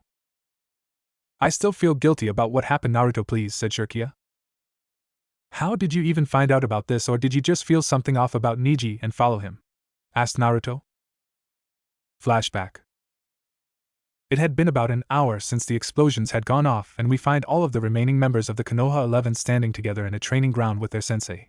Everyone was breathing a sigh of relief seeing everyone was there, and alive. Shirkia looked at Neji. Seeing him alone, she quietly walked over to him. Hey Neji, said Shirkia. Shikia-san, said Neji, nodding to the girl. I saw you earlier today coming out of the training ground that Angel of Death came flying out of, said Shirkia. Neji kept calm and cast a curious sideways glance at the girl. However, in his head he was freaking out, wondering what she was going to say. So how was Naruto? Questioned Shirkia, making Neji freeze as he looked over to her. What? Was Neji's intelligent reply. I asked how Naruto was? Probed Shirkia. What makes you think I've seen Naruto? Questioned Neji. That response, declared Shirkia. Fine, yes, I have seen Naruto recently. Why are you asking? Asked Neji. What is he doing? Why did he attack us? Interrogated Shirkia. What are you talking about? You're acting like Naruto was the angel, demanded Neji. Neji, I know it was Naruto, it's too much of a coincidence otherwise, said Shirkia. I don't know what you're talking about, said Neji. Flashback end. Neji had been acting suspicious since then, said Shirkia. So have you just been tailing him for the last week? Asked Naruto. I figured he would stay put until the heat died down, which an attack of that magnitude would be about 5 days, and even then the gate guards would be suspicious for a while, so I figured a week would be about right, said Shirkia. Well, if you are wanting to come with us, I'm going to guess you have what you need packed and with you. Questioned Naruto, looking at her. Shirkia nodded. Alright, you two grab my hands, said Naruto, getting a nod from the two, each of them taking a hold of Naruto's hands before a teleportation ring formed under them before raising from the ground, making the three of them vanish. Not a moment too soon either, as less than a minute later a few A and BU members swept through the clearing. Safe house. Naruto, Shirkia and Neji appeared in a teleportation ring inside the house in front of the rest of Naruto's peerages. Alright, you lot, pack up your stuff, we leave shortly, said Naruto. Naruto-kun, who's this? Asked Kuroka, hugging his arm between her cleavage. Kuroka, this is Neji and this is Shirkia. Guys, this is my girlfriend Kuroka, said Naruto, introducing the two newest members of his crusade to Kuroka. Now Neji, Shirkia, there is something that I need to explain to the two of you, declared Naruto, sitting down with Kuroka sitting in his lap while Shirkia and Neji sat down opposite them. What? Asked Neji. I am a Nephilim, began Naruto. Several hours later, Naruto and his two peerages walked along the Great Naruto Bridge, having left after Naruto reincarnated both Neji and Shirkia, Neji joining his devils, Shirkia the angels. Naruto lead the angels, devils and Nephilim through the land of waves towards Haku's home. Again, all of the people waved to Naruto as he walked past. Naruto-kun, you seem popular here, said Kuroka, hugging him as they walked. Well, my team and I helped these people on our fist mission out of the village, said Naruto with a smile. So is this friend someone you helped from here? Asked Shirkia. Not really, she was originally one of the enemy ninja, said Naruto. Only you could befriend an enemy ninja in enemy territory, declared Neji. Well, unlike you, I didn't have to kick her ass first, stated Naruto with a smirk back to Neji. So how did you even become friends with an enemy then? Questioned Minato, raising an eyebrow. Well, when I first met her face to face, she wasn't an enemy, she was just a girl helping a sick friend. And then when we actually had to fight, she was masked. Once the mask was shattered, I recognized her, and we got to talking and we found we had a lot in common. However, we were still enemies, but she refused to fight me given I had tapped into the Kyuubi's power, making her feel like the power gap was insurmountable. I refused to kill her, so I knocked her unconscious, and while she was unconscious, Kakashi-sensei killed her master, said Naruto. And when I woke up, he convinced me to live for myself. However, I promised him that if he ever needed me, I would be there to help, said Haku, finishing off Naruto's story as the group of them arrived at Haku's house during Naruto's story. Everyone, this is Haku, said Naruto, introducing the girl. Nice to meet you all, said Haku with a small wave. Okay, we'll have time to get acquainted later. For now we should really leave, said Naruto, getting a nod from everyone. Naruto then walked to the center of the group and then a ring formed around all of their feet before raising up, engulfing everyone. Yuzushi Ogakure. The teleportation ring fell, revealing Naruto and his two peerages back just outside of the Yuzukage Tower. Alright everyone, this is the portal to the underworld now. While it is true that the angels and devils are at peace at this point, it's an uneasy truce, so pure angels will have to go to heaven until I get to the overworld in the other dimension, said Naruto, getting a nod from everyone. It should only be a day or two at the most, said Naruto before looking to his father. Alright angels with me, said Minato, as Kushina, Dulio, Anko, Haku and Shirkia walked over to Minato, and then they vanished in yet another teleportation circle. Naruto then led the rest of his friends down into the basement of the tower, where he flared his devil magical power, and the portal opened up, sucking in everyone in the room into it. Underworld. Naruto and his peerage appeared from the portal to find a maid waiting for them. Naruto-sama, Gremory-sama wishes to speak with you before you leave for the overworld, spoke Graphia. The maids had been tasked with waiting for Naruto to return in order to tell him that Lord Gremory needed to speak with him. Graphia had just happened to be the one waiting for him at the time. Thanks Graphia, said Naruto as he pushed himself to his feet. 5 minutes later, Gremory Castle, Lord Gremory's office. Graphia said you needed to see me, said Naruto, poking his head into the office. Oh Naruto, yes, come in, said Lord Gremory. Now Naruto, I need to tell you something important, declared Lord Gremory. I don't like the sounds of this, muttered Naruto. You have been put into an arranged marriage with Revel Phoenix, stated Lord Gremory. What? What the hell are you thinking? Did you learn nothing from my reaction to Rias's engagement, let alone my own? Screamed Naruto, his 15 pairs of wings flaring from his back. Now Naruto, calm down, I need to explain something first, said Lord Gremory, trying to calm Naruto down. Alright, what? Declared Naruto, calming down slightly. This isn't the same type of engagement as Rias and Razors. You will have Revel as a part of your peerage for a couple of months. If no sparks of romance occur between the two of you, it will be called off, simple as that, said Lord Gremory. Alright, I suppose I can deal with that, grumbled Naruto, standing up. Good Lady Phoenix is expecting you at any time, but you have to go and see her before you go, said Lord Gremory. Naruto nodded before walking out the door. 20 minutes later, Phoenix Castle. Naruto walked up to the castle. He was on his own, feeling that none of the members of his peerage would like the idea of one of the Phoenix being part of his peerage, particularly the sister of the Phoenix that tried to force Rias to marry him, nor did he think his peerage would be particularly receptive to the idea that he might be wed to said Phoenix, especially Kuroka. Naruto knocked on the doors, which was opened within seconds by a maid. Lady Phoenix is expecting me? Said Naruto, somewhat confused. Naruto-sama, yes, follow me, said the maid, opening the door and leading Naruto to the dining hall, where Naruto saw Lady Phoenix sitting down at one end of the table. The blonde Nephilim walked over and sat opposite her. Thank you, Hanako, would you please fetch my daughter? Questioned Lady Phoenix, looking to the maid behind Naruto, who nodded before leaving the room. Naruto-san, said Lady Phoenix, drawing his attention, which had wandered during her talk with the maid, back to her. Yes, Phoenix-sama, said Naruto. Would you please promise me that you will look after my baby girl? Said Lady Phoenix with an almost pleading look on her face. I promise to look after her even if this experimental time leads to nothing, said Naruto. That's all I ask, declared Lady Phoenix before she lifted a cup of tea to her mouth and began to drink. Lady Phoenix, may I ask you a question? Spoke Naruto. The woman herself let out a hum, indicating she was listening. Do you know why my fire is blue? Asked Naruto. Lady Phoenix put her cup down before sighing.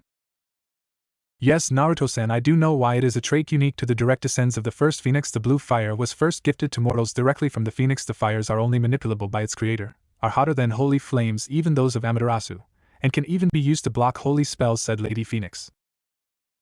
I don't quite understand. If that's the case, then how come your family doesn't possess these flames? Asked Naruto. Because the Phoenix brought humans into their clan and the flames were weakened by the process, said a voice from behind Naruto. He turned to see Revel walking into the room. Okay, I thank you both for the clarification, said Naruto. Are you ready to leave, Naruto-kun? Asked Revel. Before we do, I want to lay down some ground rules, said Naruto, getting a nod from Revel. Okay, first of all, you are not my wife, nor even my friend, not yet, so don't act like it. You are not a maid, so please don't act like it. Next, my peerage is as important to me as family. That means when we're all together, you're just another member of my peerage, so do not, and I mean do not treat them like dirt, or any chance of the engagement happening goes out the window, and if you don't even wish to try, then say so now, because if you're not going to put in any effort, then there is no point behind this, declared Naruto. I accept these rules and I am going to be putting effort into this, declared Ravel, a small blush on her face. Okay then, we can go, said Naruto, turning around. Ravel turned to her mother, who just nodded in the direction of Naruto. Bye, mother, said Ravel before jogging to catch up to Naruto. Naruto walked through the halls of Gremory Castle, Ravel following him. The two had just got back from Phoenix Castle. The trip over had been silent now. They were just looking for his peerage so they could go to the overworld. Something I forgot to mention, Ravel, is I already have a girlfriend, said Naruto. I understand, Naruto-sama. I will try not to ruin your relationship, said Ravel respectfully. Naruto wasn't sure if he liked her talking like that, so he let it slide for now. The two devils walked through the halls, headed for the lounge room where Naruto had instructed his peerage to wait. Walking into the, Naruto saw that everyone was there. Oh, Naruto-kun, spoke Kuroka until she spotted the girl following her boyfriend, and her eyes narrowed. Why is she here? Questioned Tenten, spitting the word she like it had the foulest taste in the world, making the blonde-haired girl behind Naruto flinch. Lord Gremory entered me into an altered engagement with her, said Naruto, getting gasps from his peerage minus Niji, who was just looking confused. She will be with us for a few months at minimum, and I want everyone to get along. She has been given ground rules, now I'm giving you lot a set, declared Naruto, shocking Ravel, who didn't think he would stand up for her, even if, to be perfectly honest, she didn't deserve it. She isn't anyone's friend at this point, that has been made clear, but that does not give you the right to treat her like dirt. Yes, she's Razor's sister, but that what she is his sister. From what I understand, she didn't even do anything in the raiding game against Rias. I'm not saying you all have to forgive her right now, but you at least have to try and get along, declared Naruto, getting a begrudging nod from his peerage, excluding Niji, who was still watching on confused. Niji will catch you up on the situation in a bit, okay? Questioned Naruto, looking to the Hyuga among his peerage, getting a nod from the former fate-obsessed boy. Alright everyone, we're heading to the overworld, said Naruto, walking out of the room, his peerage in tow. Overworld. Naruto and his peerage stepped out of the teleportation ring, which had apparently dropped them in the middle of a park. Thankfully it was night. Naruto looked around, making sure no one was there before pulling out a piece of paper with the address of the house Lord Gremory had provided him with. Having had a small amount of time to briefly look at a map of the area when he was given the paper, he began walking in the general direction of the address on the paper. His peerage followed him as he walked, probably wanting to know where he was staying in case they needed to see him. I want to say this can't be right, but I'd be lying, said Naruto, looking up at the house at the address on the piece of paper. The house was 6 floors tall and about 3 standard houses wide. Niji was the only one who was looking on in somewhat of shock. Naruto walked up to the door, and using the key that he had also been given, he unlocked the door and walked inside. Hello, Naruto-sama, came a familiar voice. Grafia-chan? Questioned Naruto, spotting the silver-haired maid. Good evening, Naruto-sama, said Grafia. What are you doing here? Asked Naruto, confused. Lord Gremory-sama wanted to have maids here but knew you wouldn't like having them here, so he decided to assign only one, me, said Grafia, looking at Naruto, who sighed. Where are the bedrooms? Asked Naruto. Upstairs, declared Grafia. Naruto nodded before walking over to the large staircase and going up it. Anyone staying, pick a bed and fall in it, declared Naruto as he disappeared from view. Walking along a hallway, Naruto sighed. He'd had enough of this day, and opening the first door on his left, he found it to be a bedroom, just like Grafia said. Dropping his trench coat lazily on the floor, where it was quickly joined by his shirt and pants, leaving the blonde clad only in his boxers, he walked over to the large bed in the center of the room before falling face first into the pillow. He rolled over and slid under the covers before he heard his door opened. Lazily looking up, Naruto saw Kuroka standing there looking at him. Do you mind if I join you tonight? Asked the Nikomata. Plenty of room, Nikoheim, declared Naruto tiredly, before he heard the telltale signs of clothes falling to the ground and the weight of the bed shift as Kuroka climbed on and slipped under the covers next to Naruto, who reached out and pulled the black-haired Nikomata close to him in a tight hug. I love you, Kuroka-chan, muttered Naruto, kissing her neck. She then shifted in his grip, turning to face him before planting her own kiss on his cheeks. I love you too, Naruto-kun, said Kuroka. The two stayed in that position, hugging each other, close faces in the crooks of the other's neck, until sleep claimed their tired bodies. Next morning, Naruto woke up with Kuroka in his arms. He smiled at the girl before planting a gentle kiss on her cheek. Morning, Naruto-kun, muttered Kuroka sleepily as her eyes fluttered open. Morning, Kuroka-chan, whispered Naruto, hugging the girl tightly. Both were interrupted from their thoughts when the door was opened. Good morning, Naruto-sama. Kuroka-chan, I have school uniforms for you here and breakfast is down in the dining room, said Grafia, walking into the room, placing two piles of clothing on the end of the bed the two shared. Thanks, Grafia, said Naruto, looking up at the maid.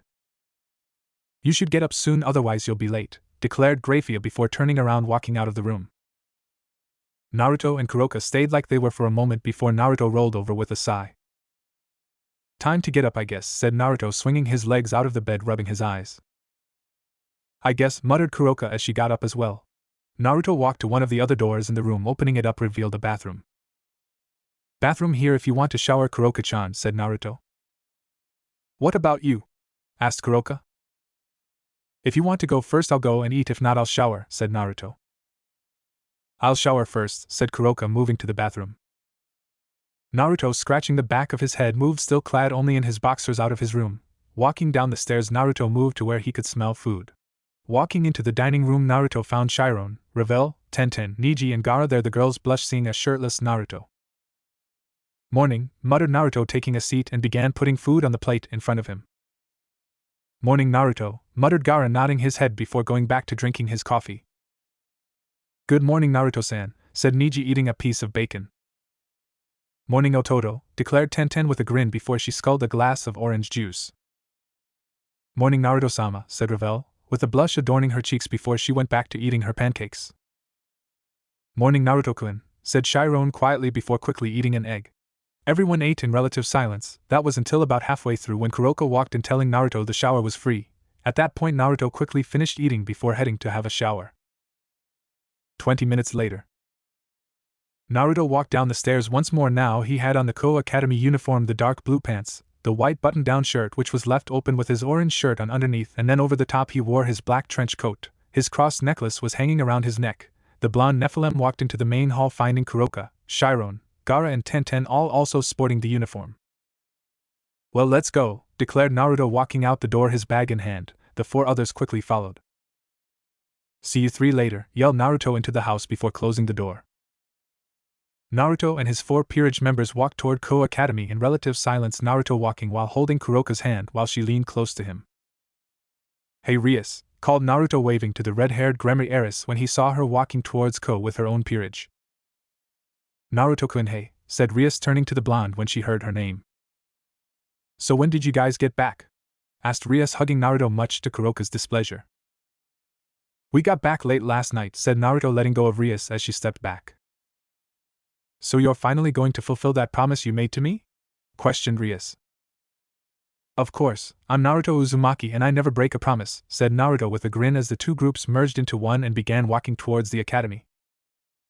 So Kuroka-senpai, Naruto-senpai, you two seem closer than last time we saw you, said Kiba. Yes, well, Naruto and I are going out now, said Kuroka, hugging Naruto's arm between her breasts, her comment shocking Rias' peerage but none more than Rias herself.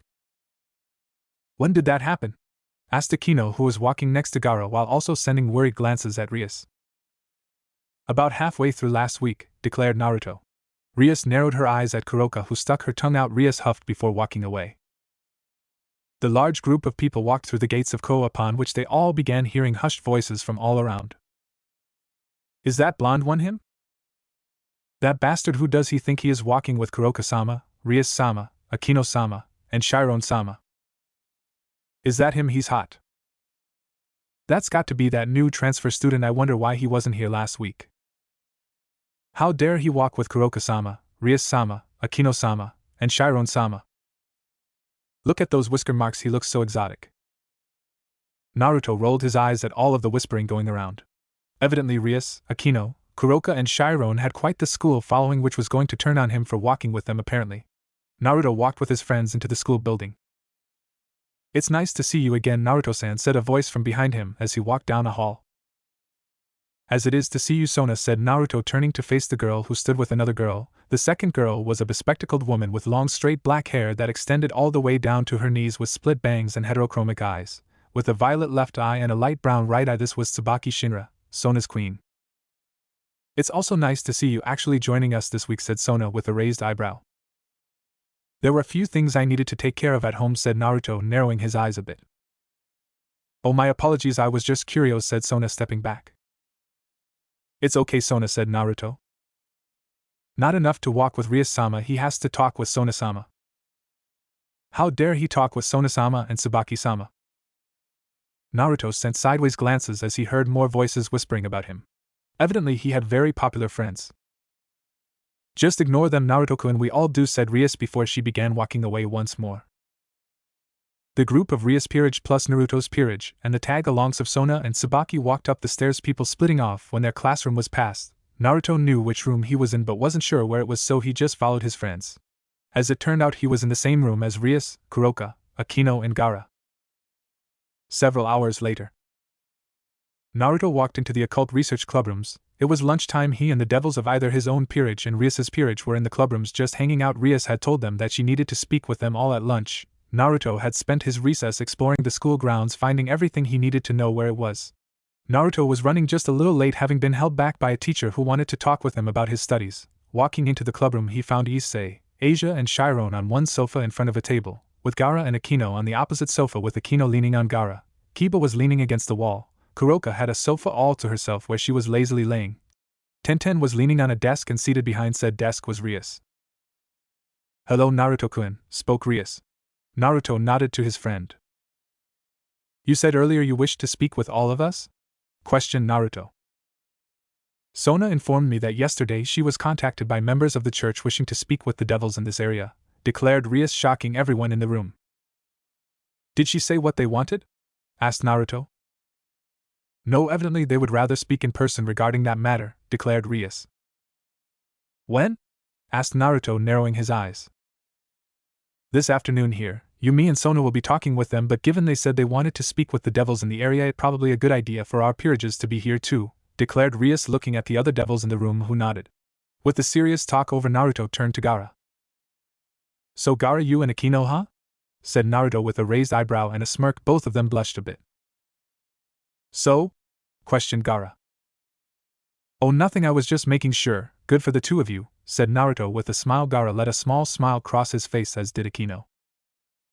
Naruto then walked over to Kuroka, who was still sitting up. He sat down next to the black-haired girl, who then proceeded to lay back down her head in his lap. Naruto began to run his hand through Kuroka's hair, making the cat girl purr. Several hours later, once again Naruto was walking towards the occult research clubhouse. School had ended about 10 minutes ago. He had once more been held back by a teacher who was asking about his studies. Walking into the clubhouse, Naruto sighed as he sensed the individuals in the room. "It had to be those two, didn't it?" muttered Naruto as he walked towards the room. "If need be, we will destroy you all," declared a female voice from inside the room. Evidently they had started without him. "That I would like to see Zenobia," said Naruto as he opened the door and stepped inside. "You," growled the blue-haired exorcist before both exorcists jumped up and charged at Naruto. Acting quickly, Naruto unsealed the laster from the seal on his left hand while simultaneously creating a blade of light in his right hand. Bringing these two weapons up, Naruto blocked strikes from the two exorcists' Excalibur fragments. Naruto channeled his new Yukai to his eyes, making them go blood red. "Sit down," ordered Naruto, his 4 pairs of wings flaring out with the order. The two girls began shaking before they backed up. Naruto let his light weapon vanish along with his wings as he walked over and plopped himself down on the couch between Rias and Sona. "Well, are we going to finish this meeting, or did I walk in just as it was ending?" questioned Naruto.